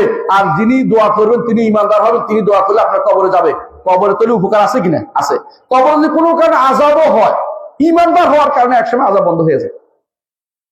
ঈমানদার হওয়ার কারণে একসময় আযাব বন্ধ হয়ে যায়। ঈমানদারের আযাব বেশি দিন থাকে না, কারণ তার আযাব যে কারণে হয়েছে, ঈমান তো আছে। আল্লাহ তাআলা আফানা জাআলুল মুসলিমিনা কাল মুজরিমিন মা লাকুম কাইফা তাহকুমুন, ঈমানদার এবং কাফেরকে এক নীতিতে মাপবেন না, এক রকমের শাস্তি দিবেন না। কিন্তু কাফের যে, তার জন্য দুনিয়াতেও ভালো কিছু নেই, মরার পরেও তার জন্য কোনো কিছু নেই। কারণ কাফের মুনাফিক যারা আছে তারা কবরে গেলেও শাস্তি চলতেই থাকবে। এই শাস্তি কিয়ামত পর্যন্ত চলবে। মুহাম্মদ রাসূলুল্লাহ সাল্লাল্লাহু আলাইহি ওয়াসাল্লাম হাদিস শুনাই বলেন, রাসূলুল্লাহ সাল্লাল্লাহু আলাইহি ওয়াসাল্লাম বলছেন, ঈমানদার জন, বারা ইবনে আযিব বর্ণিত হাদিস, বারা ইবনে আযিব বর্ণিত হাদিস, হাদিসটা সহিহ, কোনো সন্দেহ নেই। বলছে ঈমানদার যখন কবরে যায়, তখন সে যখন নেয়ামত দেখে যে তার ওই জান্নাতের নেয়ামত যাকে দেখানো ওইটা তোমার জান্নাত, তো সে তুমি পাবে, তখন সে বলতেছে, এত আনন্দ দেখে সে বলবে, ইয়া রাব আকিমিস সাআ, আল্লাহ কিয়ামত তাড়াতাড়ি করে দে, কেন? আমি যেন আমার ওই জায়গায় যেতে পারি। আমার এখন আটকে রাখছেন কেন? ওখানে যাইতে পারি। বলছে কিছুদিন অপেক্ষা করো, তোমাকে বসায় রাখছে, তোমার ওখান থেকে তোমার জন্য ব্যবস্থাপনা করা হবে। আপনার চান কিনা ব্যবস্থাপনা? চান কিনা? ইমান নিয়ে কবরে যেতে হবে। শর্ত হচ্ছে এটা, ইমান শিখতে হবে, ইমান শিখার জিনিস, ইমান চর্চা করতে হবে। ইমান মুখস্থ বাপদাদা থেকে পায় না কেউ। বাপদাদা থেকে পাইলে আমার নবী কাউকে বলতেন না, বলতে আমার বাপরে ইমান দিয়ে দিব আমি, আমার চাচারে ইমান দিয়ে দিব আমি, না, ইমান নিতে হয়, কষ্ট করে ইমান ধারণ করতে হয়, ইমান চলে যায়, ইমানকে রক্ষা করতে হয়। বুঝছেন কিনা? অজু ভাঙে কিনা আপনার? অজু ভাঙে যেমন ইমানও তেমনি ভাঙে, বিভিন্ন কারণে ইমান ভাঙে। আপনি কি কি কারণে ইমান ভাঙে এটাও ওয়াজ করতে পারবো না, এটা লম্বা জিনিস, কিন্তু বলতে চাচ্ছি ইমানও কিন্তু নষ্ট হয়। এই জন্য আপনার আমার উচিত হবে ইমান যেন নষ্ট না হয়, কারণ অল্প পুঁজি নিয়ে যেন অন্তত কবরে যেতে পারি। ইমানের পুঁজি যেন আমার থাকে, ইমানের পুঁজি যেন আমার থাকে। প্রত্যেকটি যুবককে বলবো, এই যুবকরা আপনার মনে জানেন যে আপনার মতো যুবক কিন্তু কবরে গেছে, আপনার বন্ধুদের মধ্যে অনেকে কবরে গেছে, কেউ হুমরা সালাতে এক্সিডেন্ট করে মরে গেছে, ও কিন্তু আর কিছুই পাচ্ছে না, 2 রাকাত সালাত পড়ার সুযোগ আর তার নাই। সে হয়তো আফসোস করে মরতেছে, হায় 2 রাকাত সালাত যদি পড়তে পারতাম। কিন্তু আপনার এখনো সময় আছে, ফরজ সালাত কখনো ত্যাগ করবেন না, সুযোগ পাইলে নফল সালাত পড়বেন। ফরজ সালাত যে ব্যক্তি ত্যাগ করেছে তার ইমান বাদে কবর দিতে হবে। ফরজ সালাত ত্যাগ করলে আর ইমান থাকে না, ফরজ সালাত ত্যাগকারী হতে পারবেন না। আপনি সরাসরি যদি ছুটে যায়, কষ্ট করে ছুটে যাবেই, ইমানদার বান্দার দুর্বল, যে কোনো ছুটে যেতেই পারে। সঙ্গে সঙ্গে যখনই মনে হবে ততক্ষণ ঘুম থেকে জেগে যাবেন, সাথে সাথে আগে সালাতটা পড়ে যাবেন, ওযু করে যা আর কোনো কথা বাদ সালাতটা পড়ে তওবা ইস্তেগফার, আল্লাহ আজকে আর অপরাধ হয়ে গেছে, আর করবো না, আপনি আজকে ক্ষমা করে দেন, আল্লাহ ক্ষমা করে দিবেন বান্দাকে। কিন্তু সত্য হচ্ছে কখনো আপনি ইবাদতকে অনবরত গুনাহ করতেই থাকবে, এরকম যেন না হয়। এবং সালাত পড়ি না তো কি হয়েছে, কাফের হয়ে মরার কোনো দরকার নাই, এটা করলে আর কিছু পাবেন না। তো এই ব্যক্তি কি বলবে? যে ব্যক্তি ইমানদার, কবর কি বলবে? আল্লাহ তাড়াতাড়ি কিয়ামত চাই, এক কথা এক দাবি, হ্যাঁ কিয়ামত কবে, এই তো। কিন্তু এটা হচ্ছে আল্লাহ তাআলার কাছে, আল্লাহ কিয়ামত চা, রব্বি আকিমিস সা, আল্লাহ আমি কিয়ামত তাড়াতাড়ি চাই। কেন? আমি আর কিছু সময় বসে থাকতে চাই না, আমি জান্নাতে যেতে চাই। জান্নাত আপনি আমাকে দেখাইছেন, কারণ জান্নাত দেখানো হয় তাকে তার জান্নাতের জায়গাও দেখানো হয়, জাহান্নামের জায়গাও দেখানো হয়। বলে যে একজন মানুষ, আপনি জানেন যে একজন মানুষের জন্য জান্নাতে একটা জায়গা আছে, জাহান্নামে তার জন্য একটা জায়গা আছে। ইমানদার হলে জান্নাতের জায়গা তাকে দেখানো হয়, জাহান্নামের জায়গাও দেখানো হয়। বলে যে ওইটা তোমার জায়গা ছিল, আল্লাহ তোমাকে জান্নাত দিয়ে ধন্য করেছেন, তুমি ওই জায়গা যেতে পারো নাই। অর্থাৎ তোমাকে এইটা তোমার হইতে পারতো, এটা হইতে পারতো, কিন্তু এটা আল্লাহ নির্ধারণ করেছে তোমার জন্য এটা হবে। আর কাফের হলে, মুনাফিক হলে, ইমান নিয়ে কবর না গেলে কি হয় এটা শোনেন। মুহাম্মদুর রাসূলুল্লাহ সাল্লাল্লাহু আলাইহি ওয়াসাল্লাম বলেছেন, যখন সে কবর আযাব ভুগতে থাকে, যখন তার উপর শাস্তি আসতে থাকে, যখন তাকে জাহান্নামের জায়গা দেখানো, তোমার জায়গা ওইটা, ওই যে দেখা যাচ্ছে জাহান্নামের মাঝখানে তোমার জায়গা, ফাত্তালা ফারাউ ফি সাওয়াইল জাহিম, জাহান্নামের মাঝখানে ওই জায়গাটা তোমার, তখন সে বলছে ইয়া রাব্বি লা তুকিমিস সাআ, সে বুঝছে যে আর কোনো কিছু ভালো কিছু অপেক্ষা করে নাই, এ রব আর কিয়ামত কায়েম করেন না। বুঝছেন কিনা? হিন্দু, বৌদ্ধ, খ্রিস্টান, ইহুদি, নাসারা যত কিছু আছে, এগুলি সবগুলি জায়গা কোথায় বলেন তো? জাহান্নাম। এরা ধর্ম নিরপেক্ষ, আমরা ধর্ম নিরপেক্ষ না, আমরা ধর্মের পক্ষে, আমরা ইমান নিয়ে আসি। ইসলাম ছাড়া আর কিছু মানতে আমরা রাজি নই। ইসলাম ছাড়া যে কোনো মতবাদ নিয়ে আসবে সেগুলি ওই জায়গায় নিয়ে যাবে, যারা ইহুদি, হিন্দু, নাসরা সবার সাথে একসাথে থাকবে, ওরা ধর্ম নিরপেক্ষ হয়ে জাহান্নামে যাবে। আমরা ধর্মের পক্ষে থেকে জান্নাতে যেতে চাই। কি বলেন? জান্নাতে যেতে চাই। সুতরাং ধর্ম নিরপেক্ষ ইমানদার হতে পারে না। ইমানদার ধর্ম নিরপেক্ষ না, ধর্ম সহিষ্ণু হয়, যে আশেপাশে ধর্ম আছে ওদেরকে আমরা মানি, কোনো সমস্যা নাই, কিন্তু ধর্ম নিরপেক্ষ থাকতে পারে। তার কাজ হলো দাওয়াত দেয়া। ইমানদার কথায় কথা দাওয়াত দিবে, তার ভাই জাহান্নামে যাচ্ছে, চুপ করে থাকতে পারে? চুপ করে থাকতে পারে না। মুহাম্মদুর রাসূলুল্লাহ সাল্লাল্লাহু আলাইহি ওয়াসাল্লাম অন্তরে তিনি ব্যথা অনুভব করতেন, যখন দেখতেন যে তার কোনো লোক মারা গেছে ইমান বাদে। যখন রাসূলুল্লাহ সাল্লাল্লাহু আলাইহি ওয়াসাল্লামের চাচা মারা গেলেন, আবু তালেব, রাসূল অত্যন্ত ব্যথিত হলেন যে ইমান আনে নাই। আল্লাহ তাআলা তখন আয়াত নাযিল করলেন, ইন্নাকা লা তাহদি মান আহবাবতা ওয়ালাকিন্নাল্লাহ ইয়াহদি মান ইয়াশা। হে নবী, আপনি যারে ভালোবাসেন ইমান দিতে পারবেন না। ইমান দেওয়ার মালিক আমি ছাড়া আল্লাহ ছাড়া হেদায়েত দিতে পারেন, আর কেউ হেদায়েত দিতে পারে না। এই হেদায়েত প্রতিদিন চাইতে হয়, জন্য প্রতি মুহূর্ত চাইতে হয়, কারণ ইমান হারা হয়ে যেতে পারে প্রতি মুহূর্তে। এই জন্য প্রতি মুহূর্ত ইমানের জন্য হেদায়েত চাইতে আল্লাহ হেদায়েতের উপর রাখেন। এই জন্য সালাত পড়েন, ইহদিনাস সিরাতাল মুস্তাকিম। আর কি বলেন? ইয়া মুকাল্লিবাল কুলুব সাব্বিত কলবি আলা দীনিকা। হে মুকাল্লিবাল কুলুব, হে অন্তরসমূহ পরিবর্তনকারী, আমাকে দ্বীনের উপরে রাখুন, আমাকে গায়রুল মাগদুবি আলাইহিম ওয়ালাদ-দাল্লিন, ইহুদি নাসারাদের দলে আমাকে ঢুকাবেন না। মাগদুব আলাইহিম হচ্ছে কারা? ইহুদিরা, আর দাল্লিন হচ্ছে নাসারারা। এটা রাসূল সাল্লাল্লাহু আলাইহি ওয়াসাল্লাম হাদিস দ্বারা সাব্যস্ত, সাহাবায়ে কেরামের বক্তব্য দ্বারা সাব্যস্ত। অর্থাৎ ওদের দলে দিবেন না। প্রতিদিন আপনি বলেন যে ওদের দলে যাবেন না, কিন্তু আপনি ওটা সালাত থেকে বের হয়ে বলেন, কি বলেন? আমি সেকুলার। আপনি কি মানালেন? আপনি ইমানদার কখনো সেকুলার হইতে পারে না। ইমানদার সেকুলার হলে ইমান থাকে না। আপনি বুঝতে হবে দুটো ভিন্ন জিনিস। ইমানদার কখনো সেকুলার হওয়ার সুযোগ থাকে না। ইমানদার ইমানকে সব জায়গায় প্রাধান্য দেয়। আমি ইমানদার, ইমানদার এটা ইমান শক্ত করে বলে। ইমানদার কখনো বলতে পারে না যে আমি সেকুলার। নিজেকে শক্ত করে বলবে আমি মুসলিম। এই মুসলিম হওয়ার গৌরব আপনি অর্জন করেন যে আমি ইসলাম গ্রহণ করেছি।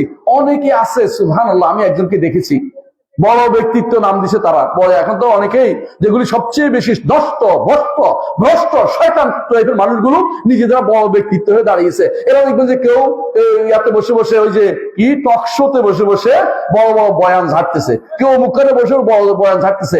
এগুলি সবগুলি এমন যে নিজেদের ইসলাম মুসলিম পরিষদে চায় না। আমি একজনের ওই ফেসবুকে ঘুরতে ঘুরতে তার ওই ধর্ম কি দেখলাম বুঝছেন তো, ধর্ম লেখা আছে মানবিক, বুঝছেন নি? তিনি হচ্ছে মানুষ ধর্মের বিশ্বাসী, মনুষ্য ধর্মের বিশ্বাসী। এরা কারা জানেন তো? সবার উপরে মানুষ সত্য, তার উপরে কেউ নাই, এই কথা আছে না? এগুলো ইসলামের কথা না, এগুলো শয়তানরা কইছে। মানুষ সত্য এটা না, মানুষের মেরে ফেলতে আমরা বলছি না, কিন্তু সবার উপরে ইসলাম সত্য। কি সত্য? ইসলাম সবার উপরে। আল ইসলাম ইসলাম সবার উপরে থাকবে। আল্লাহ তাআলা কোরআনে কারীম বলেছেন ওয়ালা তালবিসুল হাক্কা বিল বাতিল, হক এবং বাতিলকে মিশ্রণ করতে দেওয়া যাবে না।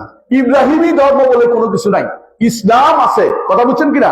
এরা কি করছে এখন? চালাকি করছে। আপনারা শুনে দেখবেন সেটা কি করছে।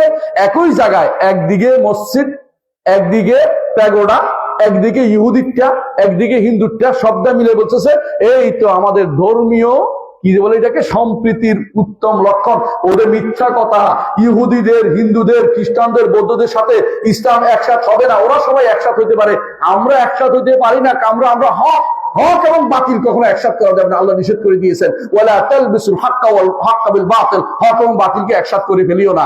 আল্লাহ নিষেধ করেছেন। ইমাম কাতাদা ইবনে দাআমা সাদুসি রাহমাতুল্লাহ তাফসীর করেছেন, তাফসীর তাবারী দেখেন, তিনি বলছেন যে অর্থাৎ ইসলামের সাথে অন্য দ্বীনকে একসাথ করার কোনো সুযোগ নাই। এজন্য কখনো একসাথে সবার কিছু চলবে না, তাদেরটা তাদের 100টা চলতে পারে। কারণ বাতিল কখনো পরস্পর বিরোধীও না হইলেও চলে। ইসলাম কখনো হক কখনো আরেকটাকে সাথে নিতে পারে না। কথা কি বুঝাতে পারছি? যে ব্যক্তি অজু করে নাই সে কি পেশাব করে আসতো না পায়খানা করে আসতো, আমার কি দরকার আছে? যে ব্যক্তি অজু করে আসছে তার অজুটা পূর্ণ হইতে হয়। কথা বুঝছেন কিনা? অজু বাদে মসজিদে ঢুকা যায় না। কথা বুঝেন? অজুটা থাকতে হয়। অজু বাদে নামাজ পড়া যায় না, অজু বাজে তোয়াফ করা যায় না, অজু বাজে কোরআন শরীফ ছোঁয়া যায় না। এটা হাদিস দ্বারা সাব্যস্ত। হ্যাঁ, কেউ মতভেদ ভিন্ন ভিন্ন কিছু জায়গা আছে, এটা আলাদা কথা, কিন্তু মূল জায়গা হচ্ছে যে অজু লাগবে আপনাকে। তো ঈমান ছাড়া আপনার সাথে কেউ বন্ধুত্বপূর্ণ সম্পর্ক তৈরি করতে পারবে না। এটাই শরীয়তের বিধান। ঈমানদারের সাথে আপনার বন্ধুত্ব হবে, কাফেরের সাথে আপনার কোনো বন্ধুত্ব হইতে পারে না। আল্লাহ তাআলা ইসলাম যেটা দিয়েছেন, নেয়ামত দিয়েছেন, ইসলামের নেয়ামতের মূল কথাই হচ্ছে এটা যে ইসলামের সাথে অন্য কিছু একসাথে হবে না। হ্যাঁ, কে জানেন ইসলাম কাকে বলে বলতে পারবেন? ইসলাম কাকে বলে বলতে পারবেন? ইসলাম হচ্ছে 3টি জিনিসের নাম। 1 নম্বর হচ্ছে তাওহীদ নিয়ে আল্লাহর কাছে আত্মসমর্পণ। বুঝছেন তো? তাওহীদ থাকতে হবে 1 নম্বর। 2 নম্বর আল্লাহর কথা, রাসূলের কথা মেনে নিতে হবে 2 নম্বর। 3 নম্বর কাফের মুশরিকদের থেকে আমি সম্পূর্ণ আলাদা ঘোষণা করতে হবে। কয়টা জিনিস? কয়টা বলছি? 3টা। এই 3টা মুখস্থ রাখতে হবে। এই 3টা যে ব্যক্তি করবে সেই মুসলিম। এই 3টা একটা কমলে মুসলিম হতে পারবে না। এই 3টার একটা কমলে মুসলিম হতে পারবে না। কথা বুঝতে পারছি? দলিল বলেন, দলিল খুঁজেন। দলিল হচ্ছে ইব্রাহিম আলাইহিস সালাতু ওয়াস সালাম কি করেছেন? ইসকাল্লাহু রাব্বুহু আসলিম ক্বালা আসলামতু লিরাব্বিল আলামিন। রব্বুল আলামিন ইব্রাহিম আলাইহিস সালাম বলছে ইসলাম গ্রহণ করো, বলে ইসলাম গ্রহণ করছি। কি ইসলাম গ্রহণ কি করছে? মূর্তিগুলিকে আস্ত রাখছিল। মূর্তিগুলি কি করছিল? কারণ ইসলামের দাবি হচ্ছে মূর্তি মানতে পারি না, ওটা ওদের, কিন্তু আমাকে রেখে গেছে, আমাকে মূর্তি দাওয়াত দিচ্ছে না, হইতে পারে না। আমি মূর্তির দাবি মেনে নিব না, মূর্তি আমার সাথে একসাথে চলে না। এই জন্য তিনি সেটা থেকে আলাদা হয়েছেন। আর কি বলেছেন? ইন্নী ওয়াজ্জাহতু ওয়াজহিয়া লিল্লাযী ফাতারাস সামাওয়াতি ওয়াল আরদ হানিফা ওয়া মা আনা মিনাল মুশরিকিন। আমি মুশরিক নই, আমি শিরককারী নই, আমি কাফের নই, আমি দিন বিরোধী নই, আমি আল্লাহর শরীয়তকে মেনে চলি। আমি আমার চেহারাকে একমাত্র আল্লাহর দিকে ফিরালাম, দুনিয়ার কোনো দিকে আমি তাকাবো না। কে আমাকে খারাপ বললো, কে আমাকে ভালো বললো, এটা আমার কিছু যায় আসে না। আবার প্রশংসা করে আমাকে কোন সময় কুফরিতে ডুবিয়ে দিবে, আমি কুফরিতে ডুবতে চাই না। আমি আল্লাহর বান্দা হতে চাই, আল্লাহর দাস হতে চাই, আল্লাহর বড় দাস হতে চাই। আমি যে আল্লাহর বড় দাস ছিলেন মুহাম্মাদুর রাসূলুল্লাহ সাল্লাল্লাহু আলাইহি ওয়াসাল্লাম, আল্লাহর দাস হতে চান কিনা? আল্লাহর দাস হতে কে কে চাই? আমিও চাই। আল্লাহর দাস হতে পারানো হচ্ছে বড় নিয়ামত। হাত নামিয়ে ফেলুন। আল্লাহর দাস হতে পারানো হচ্ছে বড় নিয়ামত। দুনিয়ার বুকে যত বেশি দাসত্ব করতে পারবেন তত বেশি আল্লাহ তাআলার কাছে আপনার সম্মান মর্যাদা বেশি পাবে, বুদ্ধি বৃদ্ধি পাবে। মুহাম্মদ রাসূলুল্লাহ সাল্লাল্লাহু আলাইহি ওয়াসাল্লামের কাছে একদিন জিবরিল আসলেন। সহিহ হাদিস বলছি ভাই, শুনেন, হাদিস দিয়ে উত্তর দিচ্ছি আপনাকে। এসে বললেন যে আল্লাহ তাআলা আপনাকে দুইটা অপশন দিচ্ছেন, একটা হচ্ছে রাজা হবেন, রাসূল হবেন, আরেকটা অপশন হচ্ছে দাস হবেন, রাসূল হবেন। আপনি কোনটা নেবেন? রাসূলুল্লাহ সাল্লাল্লাহু আলাইহি ওয়াসাল্লাম কি করবেন চিন্তা করতেছেন, তাদেরকে কি বলো, তুমি কি বলো, তুমি কি বলো, মানে পরামর্শ চাচ্ছেন। তিনি ইঙ্গিত করলেন যে আপনি বিনয়ী হন। রাসূল বুঝে গেছেন কি বলতে হবে। রাসূল বললেন যে বল আবদান রাসূল, আমি দাস হব এবং রাসূল হব, দাস হব এবং রাসূল হব। দাস, দাস বুঝেন, দাসের নিজের কোনো সত্তা থাকতে পারে না। দাসের সত্তা কে কিনে নিয়েছে? আল্লাহ। ইন্নাল্লাহ ইশতারা মিন আনফুসিহিম ওয়া আমওয়ালিহিম বিআন্না লাহুমুল জান্নাহ, জান্নাত দিবে, কিনে নিয়েছে। আপনি শুধু একটু কয়টা দিন কষ্ট করে ঈমানের উপর টিকে থেকে যান না, হাজার হাজার লাখ লাখ বছর, যেই বছর যেটার কোনো শেষ নাই, সেই পুরো জীবন কোথায় থাকবেন? আরামে থাকবেন, জান্নাতে থাকবেন, নিয়ামতে থাকবেন, যেখান থেকে কোনোদিন বের হবে না। ইন্নাল্লাযীনা আমানু ওয়া আমিলুস সালিহাতি কানাত লাহুম জান্নাতুল ফিরদাউসি নুজুলা খালিদিনা ফিহা লা ইয়াবগুনা আনহা হিওয়ালা। জান্নাতে চিরস্থায়ী হবে, বের হতে চাইবেন না। দুনিয়ার বুকে কিছুক্ষণ পরে বলেন কি, বলেন যে আমি আর কতদিন এখানে থাকবে, ভালো লাগে না, আমার একটু হাওয়া বদল করতে নিয়ে যাও, বুঝছেন না? বলেন না, জান্নাতে হাওয়া বদল লাগবে না ভাই। ওই যে আপনি সাজেক যাওয়ার চিন্তা করতেছিলেন, অথবা কোন জায়গায় যাওয়ার চিন্তা করতেছেন, কক্সবাজার, কক্সবাজার আপনার বাড়ির সামনে চলে আসবে, আপনার কষ্ট করতে হইবে না। পরিবর্তন চাচ্ছেন তো আপনি, আজকে আবহাওয়া কিরকম, আমি আরেক রকম চাই, আরেক রকম হয়ে যাবে। আর সূর্যের আলো আপনার কোনো ক্ষতি করবে না, সূর্যের কোনো আলো সেখানে নাই, আল্লাহর চেহারার আলোতে আলোকিত হয়ে যাবে। সেখানে কোনো শীত নাই, সেখানে কোনো বাড়তি কিছু নাই, আপনার কোনো খাবারের দুর্গন্ধ কিছু বের হবে না, কোনো হাওয়া বের হবে না, নারীদের কোনো পেশাব, নারীদের কোনো হাইজ নেফাসের কিছু নাই, শান্তি আর অনাবিল শান্তি। সেই জান্নাতে যেখানে আপনি চিন্তাও করেন না কি ভালো জিনিস আছে, সেখানে যদি যেতে হয় কিছু জিনিস ছাড়তে হবে, দুনিয়াতে অহংকার ছাড়তে হবে, আপনাকে দাস হতে হবে। কার দাস হয়ে? একমাত্র আল্লাহর দাস হতে হবে, একমাত্র আল্লাহর দাস। কারো দাসত্ব আমি কবুল করবো না, আমার রবের দাস হতে চাই। আমার নবী মুহাম্মদ রাসূলুল্লাহ সাল্লাল্লাহু আলাইহি ওয়াসাল্লামকে আল্লাহ তাআলা নিজে বলেছেন আমার দাস। কোথায় বলেছে? ওয়ান্নাহু লাম্মা কামা আবদুল্লাহ ইয়াদরুহু কাদু ইয়াকুনুনা আলাইহি লিবাদা। আল্লাহর দাস যখন আল্লাহর ইবাদত করতে দাঁড়ায়, তখন চতুর্দিক থেকে জিনেরা তার উপর হুমড়ি খেয়ে পড়ে, কি বলতেছে শোনার জন্য। যখন তিনি রাসূলুল্লাহ তায়েফ থেকে ফিরে আসছিলেন, তখন তিনি এক নাখলা একটা বাগানে ঢুকছেন। এখন আপনারা যারা হজে গেছেন দেখছেন আব্দাসের বাড়ি বলে, সেখানে যখন ঢুকছেন, আব্দাসের বাগান, সেই বাগানের মধ্যে ফিরে জিনেরা এসে চতুর্দিক থেকে তাকিয়ে গেছে। কেন? যে আমরা উপরে উঠতে চাইতে উঠতে পারি না, কারণটা কি? এই বেটার কারণে উঠতে পারি না, এই বেটার কাছে উঠে আসছে। তখন তারা সেখানে ঈমান আনছে অনেকেই। ওইটা আল্লাহ তাআলা কোরআনে কারীমে এই ঘটনা উল্লেখ করেছেন, হাদিসে রাসূল সাল্লাল্লাহু আলাইহি ওয়াসাল্লাম উল্লেখ করে দিয়েছেন। এর অর্থ হচ্ছে দাসের কথা আল্লাহ উল্লেখ করেছেন, আমার দাস, আল্লাহর দাস, আল্লাহর বান্দা। ইবাদুর রহমান কারা? রহমানের দাস। খেয়াল করছেন? দাস বুঝেন মানে যার কোনো নিজস্ব অস্তিত্ব, নিজের মন মতো অহংকার করে কিছু বলতে পারবে না। মনিব যা বলে তা আমি বলি, মনিব যেটাতে খুশি আমি তাতে খুশি। এইটা যদি হইতে পারে, আপনি আল্লাহ দাসত্ব প্রকাশ করছেন। বুঝছেন কিনা কথাটা? আল্লাহ দাসত্ব অর্থাৎ আল্লাহর নির্দেশ মানি, আল্লাহর বিধিবিধান মানি, আল্লাহ যা বলছে তা মানি, আল্লাহ যা করতে বলছে তা করি, নিজের মন মতো চলার কোনো সুযোগ নাই। আল্লাহ বলছে ফজরের সালাতে সূর্য ওঠার আগে সালাতটা পড়ে নিতে হবে, আপনি সেই চিন্তায় বিভোর থাকেন, রাতে তাড়াতাড়ি ঘুমিয়ে যান। শয়তান বলে যে বেশিক্ষণ করে ফেসবুকিং কর, আপনি বলেন আমি এটা করবো না, আমি সকালে ফজর নামাজ ধরতে চাই, জামাতের সাথে পড়তে চাই, সারাদিনে আল্লাহ রহমতের মধ্যে থাকতে চাই। সেটা যদি করতে পারেন, দূরে দিতে পারেন, শয়তান আপনাকে ধোকা দিতে পারে না।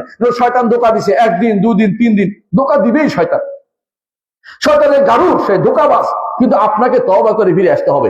যতবার আপনি তওবা করবে, অতবার আল্লাহ ক্ষমা করবে। একজন আমাকে বলে যে হুজুর আমি এত গুনাহ করছি যে আর আমার মনে হয় না আল্লাহ ক্ষমা করবে। তো আল্লাহ, তুমি তো নিজেই হতাশ হয়ে গেছো বেকুব। আল্লাহ তাআলা বলছেন তোমার গুনাহ যদি আসমান পর্যন্ত পৌঁছে, আসমান পর্যন্ত পৌঁছতে পারবে কেউ? গুনাহ যদি আনানুস সামা, আসমান পর্যন্ত পৌঁছে যায়, আর তুমি আমার কাছে যদি ক্ষমা চাও, হাদিসে কুদসিতে আল্লাহ তাআলা বলেন গাফারতু লাকা ওয়ালা উবালি, তোমাকে ক্ষমা করে দেব, কোনো পরোয়া আমি করি না। অর্থাৎ আল্লাহ তাআলা আপনাকে ক্ষমা করে দিবেন। কিন্তু শর্ত হচ্ছে কায়ো মনোবাক্যে আল্লাহর কাছে আসতে হবে, আল্লাহ আমাকে ক্ষমা করে দেন, বলতে হবে, মন থেকে বলতে হবে। শুধু মুখে আস্তাগফিরুল্লাহ বললেও চলবে না। আস্তাগফিরুল্লাহ মুখে বলে অনেক বেটা, অন্তরে কিছুই নাই। গুনাহ করছে আর বলে আস্তাগফিরুল্লাহ, সুদ খাচ্ছে বলে আস্তাগফিরুল্লাহ। ওই যারা ভূমি অফিসে আছে, আমি একজনকে দেখছি, নিজের চোখে দেখছি, ও টাকাটা এখন তাকে অজু করে আসছি, মানে এখন অজু করার কারণে টাকাটা নিচে রাখতে যায় না। বুঝলেন কিনা কথাটা? ভূমি অফিসে সবচেয়ে বড় ডাকাতরা থাকে। আর একটা গোষ্ঠী আছে রাস্তার মধ্যে মানুষের একটা গাড়ি দিয়ে আটকে টাকা নেয়, এটা দেখছেন তো? নাম বলতে চাই না, বুঝলেন তো? ওর মাঝে কোনদিন আবার মাঠ দেওয়া শুরু করে, নাম বলতেছি না তো, বুঝছেন না? এই জন্য বলছে ওরাও কিন্তু আরেক ঘুষখোর আছে, আরো মানুষের টাকা খোর, এরাও শয়তান, এরা সবচেয়ে বেশি দুষ্ট, বুঝছেন তো? এরা দুষ্ট ধরে এক শেষ। এর মধ্যে আরেকটা গোষ্ঠী এরকম আছে যারা মানুষের কি ফাইল আটকা দিয়ে টাকা নেয়, আছে না? ফাইল আটকা দিয়ে টাকা নেয়। অনেক সময় দেখবেন যে আপনি ঘুরতেছেন পায়ের চামড়া খরচ হয়ে গেছে, কিন্তু মগর টাকা দিলে দেখবেন যে কাজ হয়ে গেছে। ওরে আসছে যে সুদ, আপনার ঘুষ দিয়ে আপনার সারা জীবনের যে কয়টা টাকা পাইতেন, কি বলে পেনশন, ওইটা নিতে গেলে আপনার আরো পেনশনের টাকা ঘুষ দিতে হচ্ছে, তার মানে অর্ধেক দিতে হচ্ছে, আপনার চুক্তি করতে হচ্ছে, আমারে কত দিবেন, 3 ভাগ 1 ভাগ দিলে বাকিটা ব্যবস্থা করে দেবো। মানে সুদ খোর, ঘুষ খোর, পাইল আটকে যারা খাচ্ছে সবচেয়ে নিকৃষ্টতম চোর, এরা সবচেয়ে সমাজের ক্ষতিকর, এরা আল্লাহর দাসত্ব প্রকাশ করতে পারে না। আপনি বুঝছেন তো? এরা টাকার দাস, টাকার গোলাম হয়, এটা আমার রাসূল বলে দিয়েছেন। শোনেন টাকার গোলাম কেমনে হয়। নবী সাল্লাল্লাহু আলাইহি ওয়াসাল্লাম বলেছেন,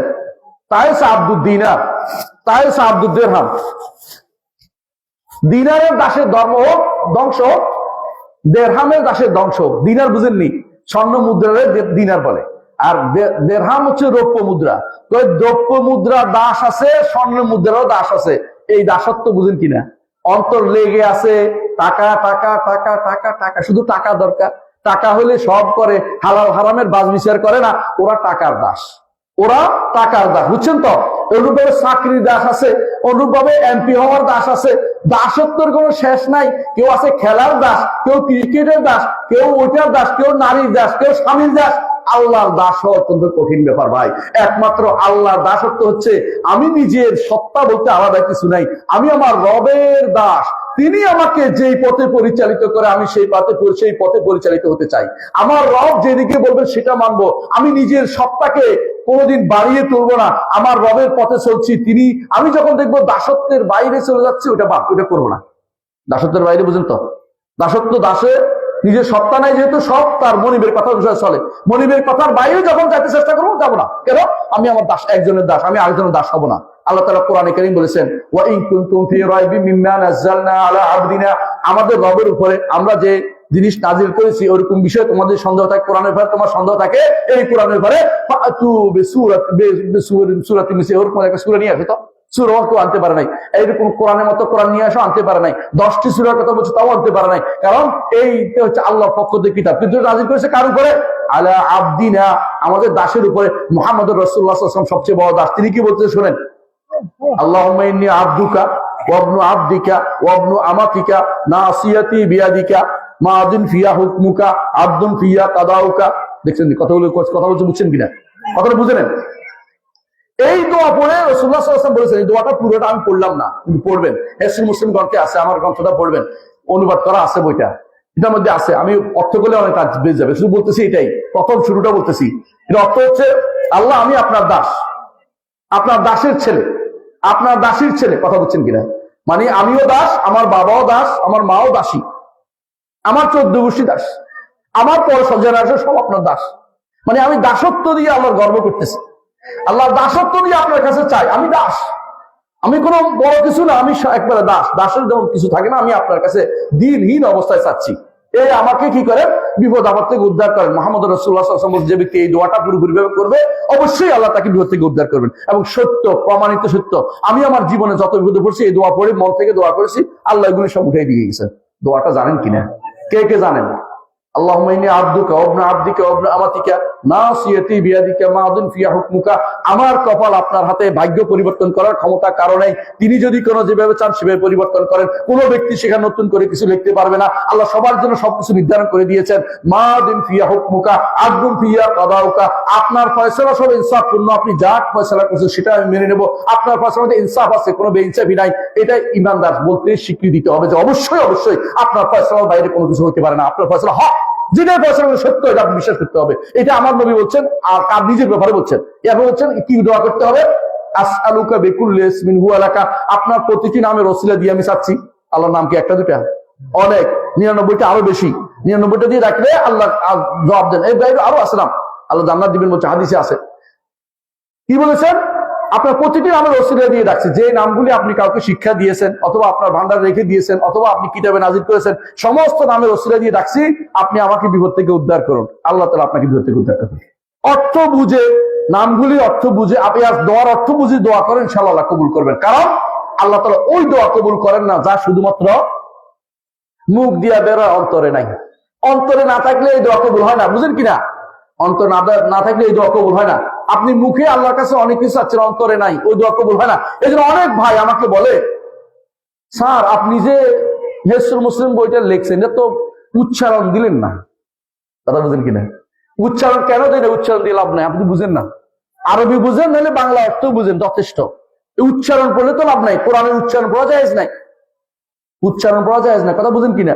আপনাদের কাছে অনেকে আবার উচ্চারণ, বাংলা বাজার দেখবেন যে উচ্চারণ দিছে, কেউ কেউ বাংলা বুড়িরা উচ্চারণ করতেছে। উচ্চারণে কোরআন শুদ্ধ কিয়ামত পর্যন্ত হবে না। অনেক চেষ্টা করে এক লাইন পড়লে পরের লাইনে ভুল হয়ে যাবে। হ্যাঁ, উচ্চারণ আইন কেন বুঝাবেন? আইন পড়তে লাগলে লম্বা মদ কেন বুঝাবেন? মদের চিন্তা করবেন না, আইনের চিন্তা করবেন না, কাফের চিন্তা করবেন না, কাফের চিন্তা করবেন না, হার চিন্তা করবেন না, না কোনটা চিন্তা করবেন? আপনার পড়া শুদ্ধ হবে না। আপনি হয় আরবিতে পড়েন, না হলে বাংলাতে পড়েন, বাংলাতে দোয়া করেন। আল্লাহ তাআলা বাংলা বুঝেন কিনা? বুঝেন কিনা? আল্লাহ বাংলা বুঝেন কিনা? আপনার দোয়াতে সমস্যা কি? বাংলা দোয়া করেন না কেন? অনেক সময় দেখবেন, আমরা দেখি মাঝে মধ্যে উমরাতে গেলে, আপনারা অনেকে উমরা করতে গেছেন, দোয়া করতেছে আল্লাহুম্মা, আর আল্লাহুম্মা, তো এই তো বুঝছি, আর কি দোয়া কি? যে যা বলছি কিছুই তো বুঝে না এসে আল্লাহুম্মা, এই যে দোয়ার করাচ্ছে আপনি, হে আল্লাহ আমি এই গুনাহ করেছি, এই গুনাহ করেছি। আপনি দোয়া করতে হাঁটতে হাঁটতে দোয়া করেন, কাবার চারপাশে দোয়া করতে থাকেন, আল্লাহ আমার গুনাহ ক্ষমা করে দাও, আল্লাহ আমার সন্তানকে সুস্থ করে দাও, আমার সন্তানকে ভালো করে দাও, আল্লাহ আমাকে এই করে দাও, দোয়া করতে থাকেন, আমার অসুবিধা নাই। কিন্তু আপনি যেটা বুঝেন না, এটা কিন্তু কবুল হচ্ছে না। দোয়া না কবুল করতে দোয়া বুঝে বুঝে দোয়া করতে হয়। এই জন্য দোয়া বুঝে বুঝে আল্লাহর কাছে করবেন। বাংলা ভাষা আল্লাহ বুঝেন। সালাতের মধ্যে শুধুমাত্র বাংলায় বলবে কিনা আলেমদের মধ্যে মতভেদ হয়েছে। বরং ইমাম আবু হানিফার রহমাতুল্লাহির মতে বাংলাতেও বলতে পারবে, অন্য ইমামরাও বলছে বাংলাতেও দোয়া করতে পারবে। কারণ দোয়ার জন্য, দোয়া তো আর ভাষা আর বিষয় না, দোয়া হলো চাওয়ার বিষয়, আপনি কি চাচ্ছে সেটা। এবং কোন কোন ইমাম এটাকে গুরুত্বের সাথে বলছে যে ভাষা বুঝে সেই ভাষায় দোয়া করবে। যেমন আমরা খুতবা দেই, যে ভাষা মানুষ বুঝে সেই ভাষায় খুতবা দেই। অনেকে আছে আরবিতে খুতবা দেয়, দেখছেন তো? আরবির খুতবাটা কে বুঝে ভাই? আপনি বুঝেন? আপনি বুঝেন? উনি বুঝে, কেউ বুঝে না। 90% আরবি বুঝে না। তো এই খুতবা শুধু ফেরেশতাদের জন্য দেওয়া হয়েছে, তাই না? শুধু ফেরেশতারা বুঝছে, আর কেউ বুঝে না। কেন? ফেরেশতারা বুঝে, ফেরেশতারা আমিন আমিন বলতেছে, এরা শেষ। আমরা শুধু বসে বসে যখন বলছে কি আকবার লাভ দিয়ে উঠছে, এর আগে যে আসলে ভালো করে ঘুমাই নিছে, ওজুরও দরকার নেই, দাঁড়াই গেছে, নামাজ পড়া শুরু করে দিচ্ছে। এরকম মানুষ বহু দেখছি আমি, যে ঘুমাইছে, পড়ে গেছে, মানে চিত্র হয়েছে, ঘুমাইছে, আবার উঠে এত কষ্ট করে বাইরে যাবে, নামাজ পড়ে ফেলছে। নামাজ তো হচ্ছে, আমি দেখলাম হচ্ছে, নামাজ তো হয় নাই তা না, নামাজ হচ্ছে না, অজু বাদে নামাজ দেখতে তো হচ্ছেই। নিয়ে পড়ছে, পার্থক্য হচ্ছে আল্লাহর কাছে যায় না আর কি। এটা মানে এটা নামাজ হয় না, এটা নামাজ দেখতে হচ্ছে, একই রকম পড়ছে, দুইটা কাজ, সেটা দুইটা দিছে, সেটা দুইটা দিছে, একই রকম। কিন্তু এই সালাত আল্লাহর দরবারে যায় নাই, এটা সালাত হয় নাই, আদায়ও হয় নাই, কবুল হবে না, কিচ্ছু হয় না। কারণ অজু বাদে সালাত হয় না। রাসূলুল্লাহ সাল্লাল্লাহু আলাইহি ওয়াসাল্লাম বলেছেন, লা ইয়াকবালুল্লাহু সালাতা মান আহদাসা হাত্তা ইয়াতাওয়াদ্দা। যে ব্যক্তি হাদাস করছে, ঘুমিয়ে গেছে বা ফুটপাট করছে, এই ব্যক্তি যতক্ষণ ওযু না করছে তার সালাত আর কবুল হবে না। রাসূলুল্লাহ সাল্লাল্লাহু আলাইহি ওয়াসাল্লাম বলে দিয়েছেন যে আপনাকে দলিল জানতে হবে প্রত্যেকটা জিনিসের। দলিলটারও আছে, এমন কোন জিনিস নেই ইসলামে দলিল নেই। মনে রাখবেন, দলিল দিতে না পারলে আলেমদের কাছে যাবেন, দলিল নিয়ে আসবেন। কিন্তু কেউ যদি বলে আপনাকে, হ্যাঁ কবরে টাকা দিতে পারবো না, দলিল দাও, বলে দলিল আমার কাছে আছে, তবে আমি দিতে পারছি, হুজুর নিয়ে আসতেছি, তুমি দাঁড়িয়ে থাকো। কারণ ওরা হচ্ছে বাড়াবাড়ি করলাম, ভালো করে জানেন যে এবাদত এটা কিনা। বলে জিজ্ঞেস করে এবাদত কিনা, বলে এবাদত না, আপনি কিনে করতেছেন এটা। বলে খুশি করতে না, খুশি তো আল্লাহকে করতে হবে, অথবা তার ভয়ে করতেছেন। এবাদত করতে হয় রাগাবান ও রাহাবান, খুশি হয় অথবা ভয়ে আবাদত করতে হয়। এক গ্রুপ খুশি হয়ে আবাদত করে, এক গ্রুপ ভয়ে আবাদত করে। আল্লাহর আবাদত কখনো খুশি হয়ে কোনো ভয় করেন না, দুটাই করি আমরা। আল্লাহর আবাদত খুশি হয়ে করি, আল্লাহ আমাদের জান্নাত দিবে, ভয় করি জাহান্নামের জন্য যাইতে হয়। এটাই তো আমাদের সবাই মুবাশশিরিন ও মুনযিরিন, নবীকে এভাবে পাঠিয়েছেন সুসংবাদ দিতে অথবা ভীতি প্রদর্শন করতে, দুটাই আমাদের দরকার। কিন্তু আল্লাহর জন্যই দুইটা রাখতে হবে, ভাগ ভাগ করতে পারবেন না। হিন্দুরা কি করে? হিন্দুরা কি করে? হিন্দুদের মধ্যে যারা ভক্তিবাদী তারা বিষ্ণুর ইবাদত করে, বিষ্ণু বুঝছেন তো, বিষ্ণু ইবাদত করে ভক্তি দিয়ে। আর তারা কালীর ইবাদত করে ভয়ে, কালী ওরে বাবারে, দুর্গা ওরে বাবারে, এই করে সেই করে ফেলে ভয়। কিন্তু আমরা একমাত্র আল্লাহকে ভয়ও করি এবং আল্লাহর কাছে আশাবাদীও থাকি এবং আল্লাহকে ভালোবাসি এবং আল্লাহর কাছে আমরা সবকিছু চাই। আল্লাহকে আমরা ভয়ও করি, আল্লাহকে আমরা মহব্বত করি, ভালোবাসি এবং আল্লাহর কাছে আমরা আশাবাদীও থাকি। এই হচ্ছে আমাদের ইবাদতের মূল ধরন। ইবাদত মানে তিনটে জিনিসে লাগবে: ভয় আল্লাহর জন্য, আশা আল্লাহর কাছে এবং এবং এবং ভালোবাসাও আল্লাহর জন্য। তিনটে জিনিস না হলে ইবাদত হয় না। আপনি প্রত্যেকটা ইবাদতের মধ্যে তিনটে জিনিস থাকতে হবে। এটাকে বলে নেভিগেশন। আপনি দেখছেন একটা পাখি, বুঝেন তো পাখি, একটা পাখি যখন উড়ে তখন কয়টা জিনিস লাগে? দুইটা ডানা লাগে, আর একটা কি লাগে? বডি লাগে। দেখছেন তো? বডিটা হচ্ছে ভালোবাসা, আল্লাহর জন্য ভালোবেসে আপনি ইবাদত করতে আসছেন। আর এক পাশে থাকবে ভয়, যদি আল্লাহ কবুল না করে তাহলে তো আমি জাহান্নামে যেতে হবে। আরেক পাশে থাকবে আশা, যে আমি এত কষ্ট করতেছি, আমার বিশ্বাস আল্লাহ আমার কবুল করবে, আশাও থাকবে, কিন্তু একটু ভয়ও থাকবে, আবার ভালোবাসাও থাকবে। তিন জিনিস মিলে ইবাদত করতে হবে। কথা কি বুঝাতে পারছি? সালাতে যখন দাঁড়াবেন তখন কি চিন্তা করবেন? আমি আল্লাহর জন্য দাঁড়াইছি, আল্লাহর জন্য সিজদা করতেছি, নাকি আল্লাহকে সিজদা করেন? আল্লাহকে চিন্তা করেন, আল্লাহর জন্য চিন্তা করেন? আল্লাহর জন্য। কেউ যদি বলে আল্লাহর পায়ে সিজদা করে, সে ব্যক্তি কাফের, ঈমানদার নয়। কারণ আল্লাহ আরশের উপরে। আল্লাহর জন্য আমরা সিজদা করি। আপনি অনেক ওয়াজের বক্তব্য শুনেছেন, আল্লাহর কুদরতি ভাই সিজদা করে, কেউ কেউ আল্লাহর ভাই সিজদা করে বলে, সব ঈমানদারই হতে পারে না, এ তো হুজুর হওয়া দূরের কথা। এগুলি সব হচ্ছে হুজুর নামের হুজুর, এগুলি কোনো কাজে লাগে না, এগুলি কোনো ইসলাম থেকে অনেক দূরের মানুষ। মনে রাখবেন, ঈমান ঠিক রাখতে হবে। আল্লাহ তাআলা আরশের উপর, আল্লাহর পায়ে আমরা সিজদা করি না, আল্লাহর গায়েও সিজদা করি না, এই যে গা বলাও জায়েজ নাই। আল্লাহ তাআলার জন্য আমরা সিজদা করি, আল্লাহকে সন্তুষ্ট করার জন্য, আল্লাহকে ভালোবেসে ইবাদত করি এবং আল্লাহর ভয়ও করি যদি ইবাদত কবুল না হয় আমি শেষ হয়ে যাবো, আল্লাহ দয়া করে আমাকে কবুল করেন। আবার আশাও করি যে আমি কষ্ট করে ওযু করে আসছি, আমার রব আমাকে দেখছেন, আমি দিনহীনে যা বলতেছি, অল্প করে যা বলতেছি, আল্লাহ আমার এগুলি কবুল করেন। মনের মধ্যে একটু আকুতি থাকবে, আল্লাহ তাআলা কবুল করবেন। এই তিনটা জিনিস থাকবে যে কোনো ইবাদতের সময়, বুঝছেন কিনা? যে কোনো ইবাদতের সময় তিনটা জিনিস লাগবে। সালাত বলেন, যাকাত বলেন, সওম বলেন, হজ বলেন, সমস্ত ইবাদতের সময় আপনার তিনটা জিনিস লাগবে। বুঝছেন তো? যে কি? আশা, ভয়, ভালোবাসা। এই তিনটা জিনিস থাকতেই হবে, এই তিনটা জিনিস থাকতেই হবে। এই তিনটা জিনিস শূন্য হলে আপনি বরবাদ হয়ে যাবেন। এই জন্য সালফে সালিহ বলতেন, যে কেউ ইবাদত করে শুধু ভালোবাসা দিয়ে, সে ব্যক্তি এক সময় জিন্দিক হয়ে যাবে, অর্থাৎ সে ব্যক্তি কাফেরদের মতো হয়ে যাবে, যারা ভক্তিবাদী হয়ে যাবে। আমরা ভক্তি দিয়ে ইবাদত করি না, ভক্তিবাদী না। আমরা আল্লাহকে ভালোবেসে ইবাদত করি। ভক্তিবাদী হচ্ছে যারা মনে করে ভক্তিবাদী ভগবানের ভক্তি দেয়, ওটা ইসলামের মধ্যে নাই, ভক্তিবাদ ইসলামে নাই। ভক্তিবাদী যারা কি বল জানেন? আপনি আমাকে নিয়ে জাহান্নামে গেলেও আমি রাজি আছি, এটা মিথ্যা কথা। এটা আল্লাহ তাআলা জাহান্নামে কেন নিয়ে যাবে? জাহান্নামে নিয়ে যাবে তো রাজি হওয়ার কি আছে? এগুলি হচ্ছে ভক্তিবাদীদের কথা। মানে আল্লাহকে নিয়ে যা ইচ্ছা তা অতমর্থ বলতে থাকবে, এটা ইসলামে নাই। ভালোবাসতে হবে, শরীয়তের সীমারেখা লঙ্ঘন করা যাবে না ভালোবাসার মধ্যে। ভালোবাসার সীমারেখা বুঝেন কিনা? আপনি যখন হুজুর আপনারে পাইলে আমি মাথায় তেল দিয়ে দিতাম, আপনার পাইলে গোসল করে দিতাম, এটা কি ভালো কথা? আপনি বলতেন হুজুর আপনাকে পাইলে আমি সম্মান করতাম, আপনাকে পাইলে আমি ভালো খাবার খাওয়াইতাম, তাহলে ঠিক আছে, এটা আমার সাথে আসে। আল্লাহর সামনে আল্লাহর জন্য এমন কোন শব্দ ব্যবহার করতে পারবেন না যেটা আপনার আল্লাহর সাথে আসে না, এমন কোন শব্দ ব্যবহার হয় না।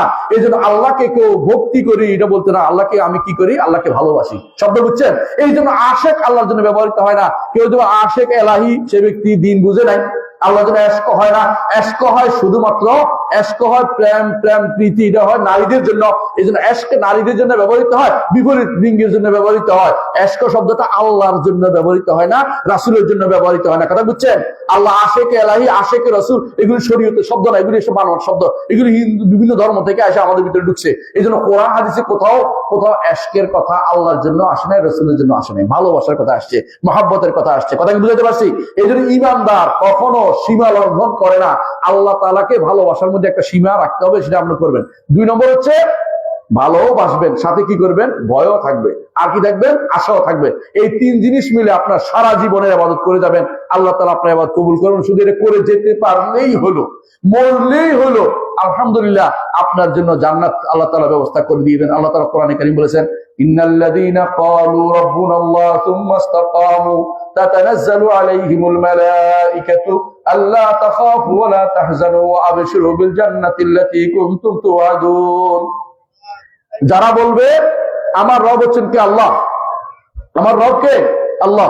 যারা বলবে আমার রব আল্লাহ, তারপরে এটার উপরে দৃঢ় থাকবে, অর্থাৎ আল্লাহর ইবাদত করবে, কারো ইবাদত করবে না, শিরিক করবে না, কুফর করবে না, নিফাক করবে না, এবং গুনাহ খাতের মধ্যে লিপ্ত হলে তওবা ইস্তেগফার করে ফিরে আসবে, আল্লাহকে ভয় করবে, আল্লাহর কাছে আশাও করবে, আল্লাহকে ভালোবাসবে। এই অবস্থায় যদি কোনো কি মৃত্যু মুখে যায়, মরতে যায়, এই সময় কি করবে?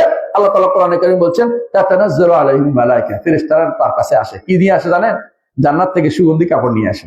যে রূহটাকে নিতে হবে, এটা ভালো রূহ, এটাকে বের করে ভালো সুগন্ধি দিয়ে পেঁচিয়ে নিয়ে যাবো। উপরের দিকে যায়, যতদূর যায় ততদিন সুগন্ধ আর সুগন্ধি ছড়াতে থাকে। আর তখন বলতে থাকে ফেরেশতারা, কার রূহ এত সুন্দর সুগন্ধি ছড়াচ্ছে, কার রূহ এই সুন্দর সুগন্ধি ছড়াচ্ছে। সুবহানাল্লাহ। আপনি এই কষ্ট করে জান্নাত থেকে, মানে মৃত্যুর সময় আপনার সুসংবাদ আসতেছে, মরার পরে আপনার জন্য ফেরেশতারা দোয়া করবে, ঈমানদাররা দোয়া করবে, কাজে লেগে যাচ্ছে, ফেরেশতারা আপনার জন্য সহযোগী হবে, আপনার আমল আপনার জন্য কি করবে? ছায়াদানকারী হবে। এদিক দিয়ে আক্রমণ করতে আসবে, তখন বলবে যে না, আমার এদিক দিয়ে না, আমি কি করছিলাম, রোজা রাখছিলাম, রোজা করবে যে এই লোকে রোজা সওম পালন করছে, একে মারা যাবে না। ডান দিক দিয়ে এদিক দিয়ে আসে বলে আমার এই সালাত আদায় করতে এর কিছু করা যাবে না। এদিক দিয়ে আসে বলে সদকা, আমি সদকা দিয়ে বাধা দিচ্ছি, আমাকে ওকে আক্রমণ করা যাবে না। আপনার আমলগুলি আপনার চারপাশে ঘিরে ধরবে, আপনাকে কেউ আক্রমণ করতে পারবে না। এই জন্য একমাত্র আল্লাহর জন্য যদি আমল করতে পারেন, আপনি সৌভাগ্যবান, আপনি সৌভাগ্যবান। দুনিয়াতে অল্প কয়টা দিন ভাই, বেশি দিন না। যদি হিসাব করে দেখেন, একটা সময় কিন্তু আপনার ফরজ ছিল না, 12 বছর পর্যন্ত ফরজ ছিল না, এবার করে গেছেন, আলহামদুলিল্লাহ, আল্লাহ শুকরিয়া আদায় করতে পারছেন। এরপরে মাত্র কয়টা দিন, আপনি এই কয়টা দিন, কয়টা বছর আপনি কষ্ট করেন চিরস্থায়ী জীবনে, যে জীবনের কোনো শেষ নাই, আপনি জান্নাত আর জান্নাত, আপনি আর শান্তি আর শান্তি, অনাবিল শান্তিতে ভোগ করতে পারবেন। এই জন্য একমাত্র আল্লাহর ইবাদত করবেন। কি করবেন? একমাত্র আল্লাহর ইবাদত করবেন এবং আল্লাহকে রব মানবেন। দুনিয়ার কারো কাছে কোনো ধারণা দিবেন না, যা চাইবেন আল্লাহর কাছে চাইবেন। মুহাম্মদুর রাসূলুল্লাহ সাল্লাল্লাহু আলাইহি ওয়াসাল্লাম এই জন্য তার চাচাতো ভাই কি চাচাতো ভাই আব্বাস, ইবনে আব্বাস বলে, আব্বাস তার চাচা, তার ইবনে আব্বাস তার ছেলেটাকে পিছনে বসিয়ে, বাহনের পিছনে বসিয়ে বলছেন, ইয়া গোলাম, প্রিয় বৎস, তোমাকে আমি কিছু জিনিস শিক্ষা দেবো। ইন্নী উআল্লিমুকা কালিমা, তোমাকে কিছু কালেমা শিক্ষা দেবো। কি কালেমা সেগুলি? ইহফাজিল্লাহ ইয়াহফাজুকা, আল্লাহ তাওহীদের হেফাজত করো, আল্লাহ তোমার হেফাজত করবে। তাওহীদের হেফাজত, ঈমানের হেফাজত, ইবাদত হেফাজত, এগুলি যে নষ্ট না হয়, ঈমান নষ্ট না করলে আল্লাহ তোমার হেফাজত করবেন। ইহফাজিল্লাহ তাজিদহু তুজাহাক, যখন যদি কোনো বিপদে পড়ো, আল্লাহ তো তোমাকে যদি আল্লাহ হেফাজত করতে পারো, ঈমান হেফাজত করতে পারো, বিপদে পড়লে তিনি তোমাকে হেফাজত করবেন। এবং ওয়াইজা সাআলতা ফাসআলিল্লাহ, যখন চাইবে একমাত্র আল্লাহর কাছে চাইবে। ওয়াইজা ইসতাআনতা ফাসতাইন বিল্লাহ, সাহায্য চাইলে আল্লাহর কাছে সাহায্য চাইবে। বুঝতে পারছেন? কার কাছে? একমাত্র আল্লাহর কাছে। এই জন্য আমার এক দোস্ত একটা বই লিখেছে, খুব ভালো লাগে, একটা সুন্দর বই, নাম দিচ্ছে কি জানেন? শুধু আল্লাহর কাছে চাই। শুধু আল্লাহর কাছে, বইয়ের নামে এটা, দোয়ার বই, এটা নাম তো শুধু আল্লাহর কাছে চাই। আমি বইটার নামটা দেখে বলছি, এত সুন্দর একটা শব্দ পাইছো তুমি, অসাধারণ তোমার এই শব্দটা।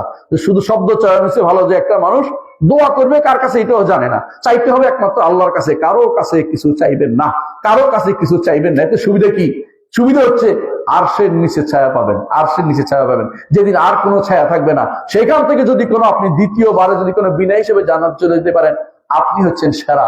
আপনার কাছে কেউ আর দুনিয়াতে কোনো কিছু, আর আপনার প্রাপ্তি বলতে কিছু থাকবে না, ভয়ের কোনো কিছু সমস্যা, ভয়ের কোনো কিছু নাই। এই জন্য ইন্নাল্লাযীনা ক্বালু রাব্বুনাল্লাহ সুম্মা ইসতাকামু তাতানাজ্জালু আলাইহিমুল মালায়েকাতু আল্লা তাখাফু ওয়া লা তাহজানু, ফেরেশতা নাযিল হবে, ভয় পেও না, পেরেশান হও না, ওয়া আবশিরু বিল জান্নাতি আল্লাতী কুনতুম তুআদুন, যে জান্নাতের ওয়াদা তোমাকে দেওয়া হয়েছে, সেটা নিয়ে সুসংবাদ গ্রহণ করো, তোমাকে জান্নাত দেওয়া হবে। আল্লাহ আমাদের তৌফিক দান করুন এবং জান্নাতে যাওয়ার তৌফিক দান করুন। কি বলেন, জানা যাবে? কে যেতে চান? কে যেতে চান? হাত তোলা দেয়। আমরা সবাই জান্নাত যেতে চাই, চাইতে চাই না? ওই কোনো ভাই হাত তোলে নাই, আমি দেখছি, হাত তুলতে হবে। জান্নাতে যেতে হবে ভাই, কষ্ট করে হলো। হ্যাঁ, জান্নাতে যেতে চাই। জান্নাতে যদি হাত নামিয়ে ফেলুন, জান্নাতে যেতে হলে একমাত্র কার ইবাদত করবো?